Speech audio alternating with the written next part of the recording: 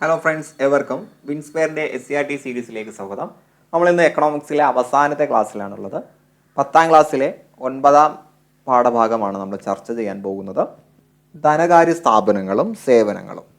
Economics പഠിക്കുമ്പോൾ നിങ്ങൾ പ്രധാനമായിട്ടും പഠിക്കുന്ന ഒരു ഏരിയ ആയിരിക്കും റിസർവ് ബാങ്ക്, പലതരത്തിലുള്ള ബാങ്ക്സ്, മറ്റു കാര്യങ്ങൾ അല്ലേ. അപ്പോൾ അതുമായിട്ട് ബന്ധപ്പെട്ട കുറച്ച് കാര്യങ്ങളാണ് നമ്മളിന്ന് ഡിസ്കസ് ചെയ്യാൻ പോകുന്നത്.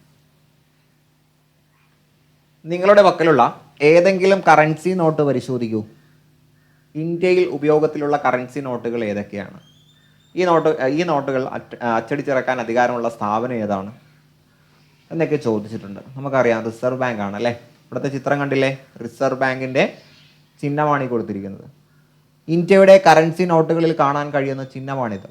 ഇന്ത്യയിൽ നോട്ട് അച്ചടിച്ചിറക്കാൻ അധികാരമുള്ള സ്ഥാപനമായ ഭാരതീയ റിസർവ് ബാങ്ക് അഥവാ RBI, reserve bank of India. So കണ്ടില്ലേ ഇവിടെ എന്തൊക്കെ ചിത്രങ്ങളാണ് ഉള്ളത് എന്ന് നോക്കി മനസ്സിലാക്കുക. എന്താണ് ഭാരതീയ റിസർവ് ബാങ്ക് എന്ന് നമുക്ക് നോക്കാം. ഇന്ത്യയുടെ കേന്ദ്ര ബാങ്കാണ് ഭാരതീയ റിസർവ് ബാങ്ക്. ഈ സ്ഥാപനം 1935, ഇന്ത്യക്ക് സ്വാതന്ത്ര്യം ലഭിക്കുന്നതിന് മുന്നേ തന്നെ ഭാരതീയ റിസർവ് ബാങ്ക് വന്നിട്ടുണ്ട്. 1935. ആസ്ഥാനം മുംബൈ ആണ് കേട്ടോ. ആസ്ഥാനം മുംബൈ. അപ്പോൾ റിസർവ് ബാങ്ക് 1935 നിലവിൽ വന്നു. ആസ്ഥാനം മുംബൈ ആണ്. റിസർവ് ബാങ്കിൻ്റെ പ്രധാന ധർമ്മങ്ങൾ എന്തൊക്കെയാണെന്ന് നോക്കാം. നോട്ട് അച്ചടിച്ചിറക്കൽ, വായ്പ നിയന്ത്രിക്കൽ, സർക്കാരിൻ്റെ ബാങ്ക്, ബാങ്കുകളുടെ ബാങ്ക്. എല്ലാം ചോദിച്ച ചോദ്യമാണ് കേട്ടോ. നോട്ട് അച്ചടിച്ചിറക്കുക, കറൻസി നോട്ടുകൾ അച്ചടിച്ചിറക്കുന്നത് റിസർവ് ബാങ്കാണ്. വായ്പ നിയന്ത്രിക്കുന്നത് റിസർവ് ബാങ്കാണ്. സർക്കാരിൻ്റെ ബാങ്ക് എന്ന ചുമതലയുള്ളത് റിസർവ് ബാങ്കാണ്. ബാങ്കുകളുടെ ബാങ്ക്, ബാങ്കേഴ്സ് ബാങ്ക് എന്നൊക്കെ അറിയപ്പെടുന്നത് റിസർവ് ബാങ്കാണ്. അപ്പോൾ ഓരോന്നും എങ്ങനെയാണെന്ന് നോക്കാം. നോട്ട് അച്ചടിച്ചിറക്കുക എന്ന് പറഞ്ഞാൽ എന്താണ്? നമ്മൾ ഏതൊക്കെ നോട്ട് ഉപയോഗിക്കാറുണ്ട്? 1 രൂപ ഒഴിച്ചുള്ള എല്ലാ നോട്ടുകളും അച്ചടിച്ചിറക്കുന്നത് RBI ആണ്. 1 രൂപ നോട്ട്, അതേപോലെ മറ്റുള്ള കറൻസി അച്ചടിച്ചിറക്കുന്നത് ധനകാര്യ വകുപ്പാണ്, കേന്ദ്ര ധനകാര്യ വകുപ്പാണ്. അപ്പോൾ കറൻസി നോട്ടുകളിൽ 1 രൂപ ഒഴികെയുള്ള നോട്ടുകൾ അച്ചടിച്ചിറക്കുന്നത് RBIയും, 1 രൂപ നോട്ടും കോയിൻസുകളും നാണയത്തുട്ടുകളും അച്ചടിച്ചിറക്കുന്നത് കേന്ദ്ര ധനകാര്യ വകുപ്പുമാണ്. നോട്ടടിക്കുന്നതിന് നിശ്ചിത മൂല്യം വരുന്ന സ്വർണമോ വിദേശ നാണ്യമോ കരുതലായിട്ട് സൂക്ഷിക്കുന്നു. അപ്പോൾ നോട്ട് അച്ചടിക്കുന്നതിന് തുല്യമായിട്ടുള്ള സ്വർണം അല്ലെങ്കിൽ വിദേശ നാണ്യ ശേഖരമോ കരുതലായിട്ട് സൂക്ഷിക്കാറുണ്ട്. അപ്പോൾ ഓരോ നോട്ട് അച്ചടിച്ചിറക്കുമ്പോഴും അതിന് തുല്യമായിട്ടുള്ള സ്വർണ്ണ നാണയം വെക്കണം. അതുകൊണ്ട് നമുക്ക് യഥേഷ്ടം എന്ത് ചെയ്യാൻ കഴിയില്ല, നോട്ട് അച്ചടിച്ചിരിച്ച് വിതരണം ചെയ്യാൻ പറ്റില്ല. അതിന് തുല്യമായിട്ടുള്ള മൂല്യം വെച്ചിട്ട് നോട്ട് അച്ചടിച്ചിറക്കാൻ കഴിയുകയുള്ളൂ. ദെൻ വായ്പ നിയന്ത്രിക്കുന്നത് റിസർവ് ബാങ്കിൻ്റെ മറ്റൊരു ഡ്യൂട്ടിയാണ്. ഭാരതീയ റിസർവ് ബാങ്ക് നോട്ട് അച്ചടിച്ച് വിതരണം ചെയ്യുക വഴിയോ വായ്പകൾ വഴിയോ ആണ് ഇന്ത്യയുടെ സമ്പദ് വ്യവസ്ഥയിൽ പണത്തിൻ്റെ ലഭ്യത വർദ്ധിക്കുന്നത്. അപ്പോൾ ഇന്ത്യയുടെ സമ്പദ് വ്യവസ്ഥയിൽ പണം ലഭിക്കണമെങ്കിൽ ഒന്നെങ്കിൽ റിസർവ് ബാങ്ക് നോട്ട് അച്ചടിച്ച് വിതരണം ചെയ്യണം, അല്ലെങ്കിൽ വായ്പ നൽകണം. അപ്പോൾ സമ്പദ് വ്യവസ്ഥയിൽ പണം കിട്ടാൻ 2 വഴിയുണ്ട്. ഒന്നെങ്കിൽ പണം അച്ചടിക്കണം, അല്ലെങ്കിൽ വായ്പ നൽകണം. റിസർവ് ബാങ്കാണ് രണ്ടും കൊടുക്കുന്നത്. അപ്പോൾ വായ്പയുടെ നിയന്ത്രണം റിസർവ് ബാങ്കിൻ്റെ ഒരു പ്രധാന ചുമതലയാണ്. പലിശ നിരക്കിൽ മാറ്റം വരുത്തിയാണ് ഇത് സാധിക്കുന്നത്. വായ്പ നിയന്ത്രിക്കുന്നത് ഇത്ര തുകയ്ക്ക് ഇത്ര ശതമാനം പലിശ, അത് നിശ്ചയിക്കുന്നത് റിസർവ് ബാങ്കാണ്. പലിശ നിരക്ക് കൂടുമ്പോൾ വായ്പയുടെ അളവ് കുറയുന്നു അല്ലേ. കുറഞ്ഞ പലിശയ്ക്ക് കൂടുതൽ ആളുകൾക്ക് പലിശ ആവശ്യം വരും, കുറഞ്ഞ പലിശയാണെങ്കിൽ അല്ലേ. ഇനി പലിശ നിരക്ക് കൂട്ടിക്കഴിഞ്ഞാൽ നമ്മൾ പലിശയ്ക്ക് എടുക്കാൻ കുറച്ച് വിഷമിക്കും അല്ലേ, അല്ലെങ്കിൽ ഒരു മടി കാണിക്കും. സോ പലിശ നിരക്ക് കൂട്ടിയും കുറച്ചൊക്കെയാണ് വായ്പയെ നിയന്ത്രിക്കുന്നത്. അപ്പോൾ പലിശ നിരക്ക് കുറയുമ്പോൾ വായ്പയുടെ അളവ് കൂടുന്നു, പലിശ നിരക്ക് കൂടുമ്പോൾ വായ്പയുടെ അളവ് കുറയുന്നു. രണ്ടും ഓപ്പോസിറ്റ് ആണെന്ന് മനസ്സിലാക്കി വെക്കുക. ദെൻ സർക്കാരിൻ്റെ ബാങ്ക്. കേന്ദ്ര സംസ്ഥാന സർക്കാരുകളുടെ ബാങ്കായി പ്രവർത്തിക്കുക എന്നതാണ് റിസർവ് ബാങ്കിൻ്റെ ധർമ്മം. കേന്ദ്ര സംസ്ഥാന സർക്കാരുകളുടെ ബാങ്ക്, കേന്ദ്ര സംസ്ഥാന സർക്കാരുകളുടെ ബാങ്കായിട്ട് പ്രവർത്തിക്കുക എന്നുള്ളത് റിസർവ് ബാങ്കിൻ്റെ മറ്റൊരു ധർമ്മമാണ്. ഇതനുസരിച്ച് കേന്ദ്ര സംസ്ഥാന സർക്കാരുകളിൽ നിന്ന് നിക്ഷേപങ്ങൾ സ്വീകരിക്കുകയും അവർക്ക് വായ്പ നൽകുകയും മറ്റു ബാങ്കിങ് സേവനങ്ങൾ നൽകുകയും ചെയ്യുന്നു. അപ്പോൾ കേന്ദ്ര സംസ്ഥാന സർക്കാരിൽ നിന്നും ഡിപ്പോസിറ്റ് സ്വീകരിക്കുന്നു, അവർക്ക് ആവശ്യമാണെങ്കിൽ വായ്പ നൽകുന്നു, മറ്റ് ബാങ്കിങ് സേവനങ്ങൾ നൽകുന്നു. ഇതെല്ലാം ചെയ്യുന്നത് റിസർവ് ബാങ്കാണ്. സർക്കാരുകൾക്കായി ചെയ്യുന്ന ഈ സേവനങ്ങൾക്ക് യാതൊരു പ്രതിഫലവും വാങ്ങില്ല. അപ്പോൾ സർക്കാരിന് വേണ്ടി ചെയ്യുന്ന കാര്യങ്ങൾക്ക് റിസർവ് ബാങ്കിന് എന്തില്ല, അതിനകത്ത് പ്രതിഫലമൊന്നുമില്ല. അപ്പോൾ സർക്കാരിന് വേണ്ടി വായ്പ എടുക്കുന്നതും വായ്പ നൽകുന്നതും ഒക്കെ റിസർവ് ബാങ്കാണ്. ദെൻ ബാങ്കുകളുടെ ബാങ്ക്, എല്ലാ ബാങ്കുകളുടെയും അമരക്കാരനാണ് റിസർവ് ബാങ്ക്. ബാങ്കുകളുടെ പ്രവർത്തനങ്ങളെ സഹായിക്കുകയും ബാങ്കുകൾക്ക് ഉപദേശം നൽകുകയും ചെയ്യുക എന്നതാണ് റിസർവ് ബാങ്കിൻ്റെ ധർമ്മം. അപ്പോൾ ബാങ്കുകളുടെ പ്രവർത്തനങ്ങളെ സഹായിക്കുക, ബാങ്കുകൾക്ക് ഉപദേശം നൽകുക. റിസർവ് ബാങ്ക് എല്ലാ ബാങ്കുകളുടെയും പണസംബന്ധമായ കാര്യങ്ങളുടെ അവസാനാശ്രയമായി പ്രവർത്തിക്കുന്നു. ഇപ്പോൾ എല്ലാ ബാങ്കുകളുടെയും പണസംബന്ധമായിട്ടുള്ള കാര്യങ്ങളുടെ അവസാനാശ്രയം റിസർവ് ബാങ്കാണ് അല്ലേ. ബാങ്കുകൾക്ക് എന്തെങ്കിലും പ്രതിസന്ധി വന്നാൽ അവലംബിക്കുക റിസർവ് ബാങ്കിനെയാണ്. എല്ലാ ബാങ്കുകളെയും നിയന്ത്രിക്കുന്ന പരമോന്നത ബാങ്കാണ് റിസർവ് ബാങ്ക് എന്ന് മനസ്സിലാക്കി. രാജ്യത്ത് പ്രവർത്തിക്കുന്ന മറ്റു ധനകാര്യ സ്ഥാപനങ്ങളെ നിയന്ത്രിക്കുകയും ആവശ്യമായ നിർദ്ദേശങ്ങളും ഉപദേശങ്ങളും നൽകുകയും ചെയ്യുന്നത് റിസർവ് ബാങ്കാണ്. അപ്പോൾ നമ്മുടെ രാജ്യത്തുള്ള എല്ലാ ധനകാര്യ സ്ഥാപനങ്ങളെയും നിയന്ത്രിക്കുന്നതും ആവശ്യമായിട്ടുള്ള നിർദ്ദേശങ്ങൾ നൽകുന്നതും റിസർവ് ബാങ്കാണ്. സോ നമുക്കിനി ധനകാര്യ സ്ഥാപനങ്ങളെക്കുറിച്ച് പഠിക്കാം. എന്താണ് ധനകാര്യ സ്ഥാപനം? ധനകാര്യ സ്ഥാപനം എന്ന് പറഞ്ഞാൽ നിക്ഷേപം, വായ്പ തുടങ്ങിയ സാമ്പത്തിക ഇടപാടുകൾ നടത്തുന്ന സ്ഥാപനങ്ങളാണ് ധനകാര്യ സ്ഥാപനങ്ങൾ. അപ്പോൾ ബാങ്കുകൾ മാത്രമല്ല വരുന്നതിനകത്ത്, നിക്ഷേപവും വായ്പയും കൈകാര്യം ചെയ്യുന്ന, സാമ്പത്തിക ഇടപാടുകൾ കൈകാര്യം ചെയ്യുന്ന എല്ലാം ധനകാര്യ സ്ഥാപനങ്ങളാണ്. ധനകാര്യ സ്ഥാപനങ്ങളിൽ ബാങ്കും ഉണ്ട്, ബാങ്ക് അല്ലാത്ത സ്ഥാപനങ്ങളുണ്ട്. അപ്പോൾ ബാങ്കുകളും ഉണ്ട്, ബാങ്ക് ഇതര ധനകാര്യ സ്ഥാപനങ്ങളും ഉണ്ട്. ബാങ്കുകൾ എന്ന് പറയുമ്പോൾ വാണിജ്യ ബാങ്ക്, സഹകരണ ബാങ്ക്, വികസന ബാങ്ക്, സവിശേഷ ബാങ്ക്. ഇപ്പോൾ ബാങ്കുകളുടെ ഇനങ്ങൾ പഠിക്കുക: വാണിജ്യം, സഹകരണം, വികസനം, സവിശേഷം. ഇനി ബാങ്കിതര ധനകാര്യ സ്ഥാപനങ്ങളിൽ ബാങ്കിതര ധനകാര്യ സ്ഥാപനം, മ്യൂച്വൽ ഫണ്ട് സ്ഥാപനങ്ങൾ, ഇൻഷുറൻസ് കമ്പനികൾ. അപ്പോൾ ബാങ്കിതര ധനകാര്യ കമ്പനികൾ, അപ്പോൾ ബാങ്ക് അല്ലാത്ത ധനകാര്യ കമ്പനികൾ, മ്യൂച്വൽ ഫണ്ട് സ്ഥാപനങ്ങൾ, ഇൻഷുറൻസ് കമ്പനികൾ. ഇതാണ് ബാങ്കിതര ധനകാര്യ സ്ഥാപനങ്ങളിൽ വരുന്നത്. ഇത് ഓരോന്നും നമ്മൾ പഠിക്കാൻ പോവുകയാണ്. ബാങ്ക് എന്താണെന്ന് പറയേണ്ട ആവശ്യമില്ല, നമ്മൾ അടുത്തുള്ള ബാങ്കും കാര്യങ്ങളൊക്കെ സന്ദർശിച്ചിട്ടുണ്ട്. Federal bank, state bank, Punjab bank, Kerala Gramin bank, അങ്ങനെ പലതരത്തിലുള്ള ബാങ്കുകൾ നമുക്കറിയാം. അപ്പോൾ പൊതുജനങ്ങളിൽ നിന്നും നിക്ഷേപങ്ങൾ സ്വീകരിക്കുകയും ആവശ്യക്കാർക്ക് വ്യവസ്ഥകൾക്ക് വിധേയമായി വായ്പകൾ നൽകുകയും ചെയ്യുന്ന സ്ഥാപനമാണ് ബാങ്കുകൾ. അപ്പോൾ പൊതുജനങ്ങളുടെ നിക്ഷേപങ്ങൾ സ്വീകരിക്കുകയും അവർക്ക് വായ്പകൾ ചില നിബന്ധനകളുടെ അടിസ്ഥാനത്തിൽ നൽകുകയും ചെയ്യുന്ന സ്ഥാപനങ്ങളാണ് ബാങ്ക് എന്ന് പറയുന്നത്. ഭാരതീയ റിസർവ് ബാങ്ക് തയ്യാറാക്കിയിട്ടുള്ള പൊതു നിയമാവലിയുടെയും നിബന്ധനകളുടെയും അടിസ്ഥാനത്തിലാണ് ബാങ്കുകൾ പ്രവർത്തിക്കുന്നത്. അപ്പോൾ ബാങ്കുകൾ പ്രവർത്തിക്കുന്നത് റിസർവ് ബാങ്കിൻ്റെ നിബന്ധനകളും മറ്റും പാലിച്ചുകൊണ്ടാണ്. സോ നമുക്ക് താഴെ ഒരു ചാർട്ട് നോക്കാം. ഇവിടെ നോക്കൂ, ബാങ്ക് എന്താ ചെയ്യുന്നത്? വ്യക്തികൾ, സ്ഥാപനങ്ങൾ, സർക്കാർ എന്നിവയ്ക്ക് വായ്പകൾ നൽകുന്നു. അപ്പോൾ ബാങ്ക് ഇവിടെ നിന്ന് പൈസ ഇങ്ങോട്ട് കൊടുക്കുകയാണ്. ദെൻ വായ്പ തുക പലിശയോടെ തിരികെ വാങ്ങുന്നു. അപ്പോൾ ബാങ്കിന് പൈസ കിട്ടുന്നത് കൊടുത്ത തുക പലിശ സഹിതം തിരിച്ചു കിട്ടുമ്പോഴാണ്. ദെൻ ബാങ്കുകൾ എന്ത് ചെയ്യുന്നു? നിക്ഷേപ തുക, ബാങ്കിൽ ആളുകൾ കൊണ്ട് പൈസ നിക്ഷേപിക്കില്ലേ, ഈ നിക്ഷേപ തുക എവിടെ കൊടുക്കുന്നു? ആളുകൾക്ക് പലിശയോടെ തിരിച്ചു കൊടുക്കുന്നു. വ്യക്തികൾ, സ്ഥാപനങ്ങൾ, സർക്കാർ എന്നിവയിൽ നിന്ന് നിക്ഷേപങ്ങൾ സ്വീകരിക്കുന്നു. അപ്പോൾ ഡെപ്പോസിറ്റ് സ്വീകരിക്കുന്നു, അത് പലിശ സഹിതം തിരിച്ചു കൊടുക്കുന്നു. ഒരു ഭാഗത്ത് ബാങ്ക് ചെയ്യുന്നതാണ്, നിക്ഷേപങ്ങൾ സ്വീകരിക്കുന്നു, പലിശ സഹിതം തിരിച്ചു കൊടുക്കുന്നു. ദെൻ വായ്പ കൊടുക്കുന്നു, പലിശ സഹിതം അത് തിരിച്ചു വാങ്ങും. ഇതാണ് ബാങ്ക് പ്രധാനമായിട്ടും ചെയ്യുന്നത്. ബാങ്ക് നിക്ഷേപങ്ങൾ അഥവാ ഡെപ്പോസിറ്റ് ഇടുന്ന സമയത്ത് അവയ്ക്ക് പലിശ നൽകുന്നു അല്ലേ. അതുപോലെ ബാങ്ക് ലോൺ കൊടുക്കുന്ന സമയത്ത് അതിന് ബാങ്കിന് പൈസ കിട്ടുന്നു, അഥവാ ബാങ്ക് ആളുകളുടെ മേൽ പലിശ ചുമത്തുന്നു.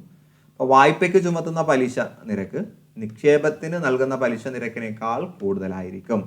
അപ്പോൾ വായ്പയ്ക്ക്, അപ്പോൾ ലോണിലൂടെ ബാങ്ക് വാങ്ങിച്ചെടുക്കുന്ന പലിശ അത് ഡിപ്പോസിറ്റ് ചെയ്യുന്ന ഒരാൾക്ക് ബാങ്ക് കൊടുക്കുന്ന പലിശയേക്കാൾ കൂടുതലായിരിക്കും.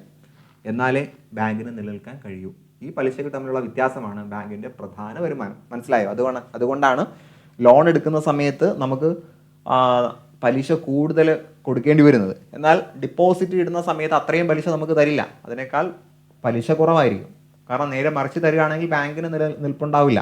അപ്പോൾ ബാങ്കിൻ്റെ വരുമാനം എന്ന് പറയുന്നത് ഈ പലിശകൾക്കിടയിൽ അന്തരമാണ്. അപ്പോൾ നമ്മുടെ നിക്ഷേപ തുകയ്ക്ക് കിട്ടുന്ന പലിശ കുറവും നാം അങ്ങോട്ട് വായ്പയ്ക്ക് എടുത്തിട്ട് അടയ്ക്കുന്ന പലിശ കൂടുതലുമായിരിക്കും. ഓക്കെ അല്ലേ?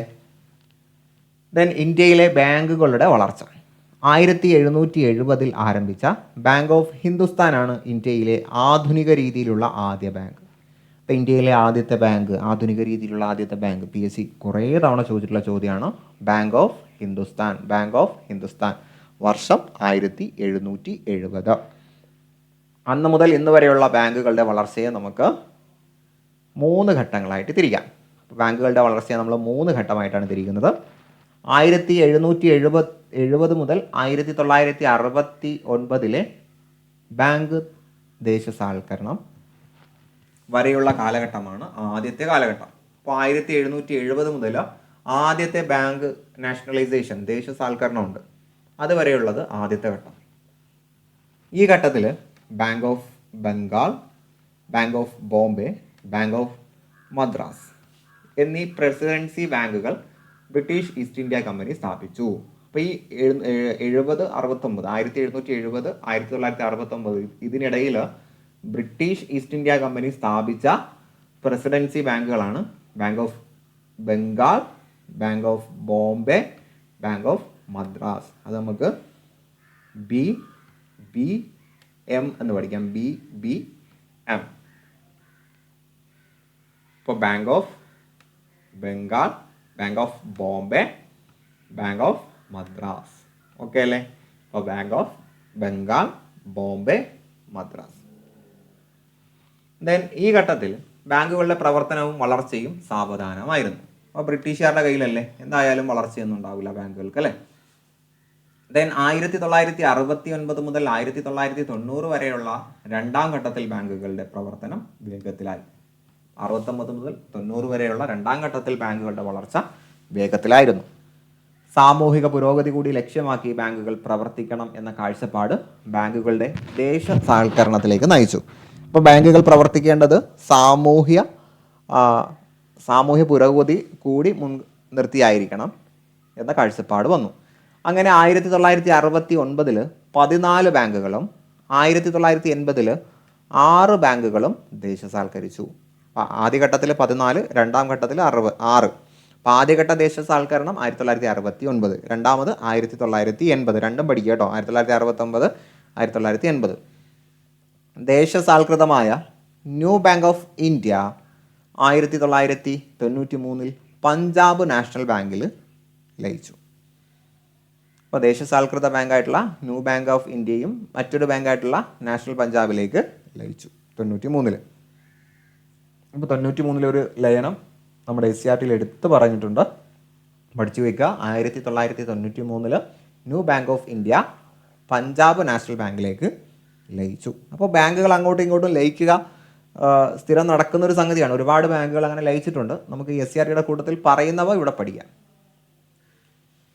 1991 മുതലുള്ള മൂന്നാം ഘട്ടത്തിൽ, അപ്പോൾ 1990 വരെ രണ്ടാം ഘട്ടമാണ്, 69 മുതൽ 90 വരെ രണ്ടാം ഘട്ടമാണ്. 91 മുതൽ മൂന്നാം ഘട്ടത്തിൽ ബാങ്കിങ് മേഖല അടിസ്ഥാന ധർമ്മങ്ങൾ നിറവേറ്റുന്നതോടൊപ്പം മറ്റ് അനേകം സേവനങ്ങൾ നടപ്പിലാക്കി. വേഗം, സമയലാഭം, നടപടിക്രമങ്ങൾ എളുപ്പമാക്കൽ എന്നിവയ്ക്ക് സഹായമാകുന്ന പല പരിഷ്കാരങ്ങളും ബാങ്കുകൾ വരുത്തി. ATM, credit card, phone banking, net banking, core banking തുടങ്ങിയ പുതിയ സംവിധാനങ്ങൾ മൂന്നാം ഘട്ടത്തിൻ്റെ റിസൾട്ടാണ്. അപ്പോൾ മൂന്നാം ഘട്ടത്തിലാണ് ബാങ്ക് കുറച്ചുകൂടി മോഡേണൈസ് ആകുന്നത്, അല്ലേ? ഈ ഘട്ടത്തിൽ ലൈസൻസ് ലഭിച്ച സ്വകാര്യ ബാങ്കുകൾ നൂതന പ്രവർത്തനങ്ങൾ കൂടുതൽ വേഗത്തിൽ നടപ്പിലാക്കി. അപ്പോൾ ഈ ഘട്ടത്തിൽ സ്വകാര്യ ബാങ്കുകളും വന്നു, അവകളും ആ പുതിയ പദ്ധതികൾ കൊണ്ടുവന്നു. ഇത്തരം ബാങ്കുകൾക്ക് പുത്തൻ തലമുറ ബാങ്കുകൾ എന്നറിയപ്പെടുന്നു. അപ്പോൾ പുത്തൻ തലമുറ ബാങ്കുകൾ എന്ന് പറഞ്ഞാൽ രണ്ടാം ഘട്ട ദേശസാൽക്കരണം, അഥവാ നമ്മുടെ ബാങ്കിങ്ങിൻ്റെ മൂന്നാം ഘട്ടം. ദേശസാൽക്കരണത്തിൻ്റെ രണ്ടാം ഘട്ടത്തിൽ ലൈസൻസിങ് ലഭിച്ച സ്വകാര്യ ബാങ്കുകൾക്കാണ് പുത്തൻ തലമുറ ബാങ്കുകൾ എന്ന് പറയുന്നത്. അത്തരം ബാങ്കുകൾ എന്ത് ചെയ്തു? പുതിയ പ്രവർത്തനങ്ങൾ കൂടുതൽ വേഗത്തിൽ നടപ്പിലാക്കി. ദെൻ പൊതുമേഖലാ ബാങ്കുകളെ ലയിപ്പിച്ചുകൊണ്ട് ബാങ്കിങ് മേഖലയിൽ ഇപ്പോൾ ധാരാളം മാറ്റങ്ങൾ പ്രകടമാണ്. ഇപ്പോൾ പൊതുമേഖലാ ബാങ്കുകൾ തന്നെ അങ്ങോട്ടും ഇങ്ങോട്ടും ലയിക്കാറുണ്ട്. അപ്പോൾ ഇന്ത്യയിലെ ഏറ്റവും വലിയ ബാങ്കായ SBIയിൽ 2017 April 1 state bank of Travancore, state bank of Hyderabad, state bank of Mysore, state bank of Patiala, Bharatiya Mahila bank എന്നിവ ലയിച്ചു. ഇമ്പോർട്ടൻ്റ് ആണ്, PSC എപ്പോഴും ചോദിക്കുന്നതാണ് കേട്ടോ. 2017 April 1, 2017 April 1 state bank of Travancore. അതൊക്കെ നിങ്ങൾക്ക് ഓർമ്മ ഉണ്ടാവും. നമ്മുടെ നാട്ടിലൊക്കെ SPT ആയിരുന്നു, പെട്ടെന്ന് ആ SPT മാറി SBI ആയി. കാരണം SPT ഏതിലേക്ക് ലയിച്ചു? SBIയിലേക്ക് ലയിച്ചു. അപ്പോൾ SPT Travancore T. Then Hyderabad, state bank of Hyderabad, state bank of Mysore, state bank of Patiala. Then Bharatiya Mahila bank, Bharatiya Mahila bank. ഇത് ഇത്രയും എവിടേക്ക് ലയിച്ചു? ഭാരതീയ മഹിളാ ബാങ്ക്. ഇത് ഇത്രയും സ്റ്റേറ്റ് ബാങ്ക് ഓഫ് ഇന്ത്യയിലേക്ക് ലയിച്ചു, സ്റ്റേറ്റ് ബാങ്ക് ഓഫ് ഇന്ത്യയിലേക്ക് ലയിച്ചു. അപ്പോൾ ഭാരതീയ മഹിളാ ബാങ്ക്, അതിലെ B ഞാനിങ്ങനെ എടുക്കുന്നു. ദെൻ P ഇവിടെ കൊടുക്കുന്നു, H കൊടുക്കുന്നു, ദെൻ T അല്ലേ, T കൊടുക്കുന്നു, M. ഈ Tയുടെ ഇവിടെ ഞാൻ താഴെ ഒരു വര കൊടുത്തിട്ട് I ആക്കുന്നു. എന്നിട്ട് ഞാൻ ഭീം എന്ന് വായിക്കുന്നു, ഭീം. അപ്പോൾ ഇവിടെ P കൂടി ഉണ്ടെന്ന് ഓർക്കുക, ഭീം എന്ന് നമ്മൾ വായിക്കുന്നു. ഭീം എന്ന് വായിക്കുമ്പോൾ ശ്രദ്ധിച്ച് കേൾക്കുക, ഇത് ആവശ്യമുള്ളവർ മാത്രം എടുക്കുക കേട്ടോ. സ്റ്റേറ്റ് ബാങ്ക് ഓഫ് ഇന്ത്യയിൽ ലയിച്ചത് ഏതൊക്കെയാണെന്ന് ചോദിച്ചാൽ, ഈ I സ്റ്റേറ്റ് ബാങ്ക് ഓഫ് ഇന്ത്യയിൽ ലയിച്ചത് ഏതൊക്കെയാണെന്ന് ചോദിച്ചാൽ സ്റ്റേറ്റ് ബാങ്ക് ഓഫ് ബാംഗ്ലൂർ Bയിൽ, Pയിൽ സ്റ്റേറ്റ് ബാങ്ക് ഓഫ് പാട്യാല, Hൽ സ്റ്റേറ്റ് ബാങ്ക് ഓഫ് ഹൈദരാബാദ്. ഇവിടെ I അല്ല, ഇവിടെ I നമുക്ക് സ്റ്റേറ്റ് ബാങ്ക് ഓഫ് ഇന്ത്യ എന്ന് കൂടി സൂചിപ്പിക്കാനാണ് I ആക്കിയത്. ഇതൊരു T ആയിരുന്നു, അവിടെ ട്രാവൻകൂർ. ഇത് പിന്നെ കേരളത്തിൽ ട്രാവൻകൂർ ഉള്ളതുകൊണ്ട് നമ്മളത് എന്തായാലും ഓർക്കും. Then M state bank of Mysore, state bank of Mysore. അപ്പോൾ ഭീം എന്ന് ഓർക്കാം, ഭീം. ഓക്കെ അല്ലേ? ദെൻ ഒരു കാര്യം കൂടി ഓർക്കുക, ഈ ആദ്യത്തെ B state bank of Bangalore അല്ല, ഞാൻ ബാംഗ്ലൂർ എന്ന് പറഞ്ഞു തോന്നുന്നു, ബാംഗ്ലൂർ അല്ല, സ്റ്റേറ്റ് ബാങ്ക് ഓഫ് ബാംഗ്ലൂർ അല്ല, ഭാരതീയ മഹിളാ ബാങ്കാണ് കേട്ടോ. B ഭാരതീയ മഹിളാ ബാങ്കാണ് കേട്ടോ, ഭാരതീയ മഹിളാ ബാങ്ക്. ദെൻ ബാങ്കുകൾ അടിസ്ഥാനപരമായി ഒരേ ധർമ്മമാണ് നിർവഹിക്കുന്നത്, എങ്കിലും ചില പ്രവർത്തനങ്ങളിൽ വ്യത്യസ്തത പുലർത്തുന്നു.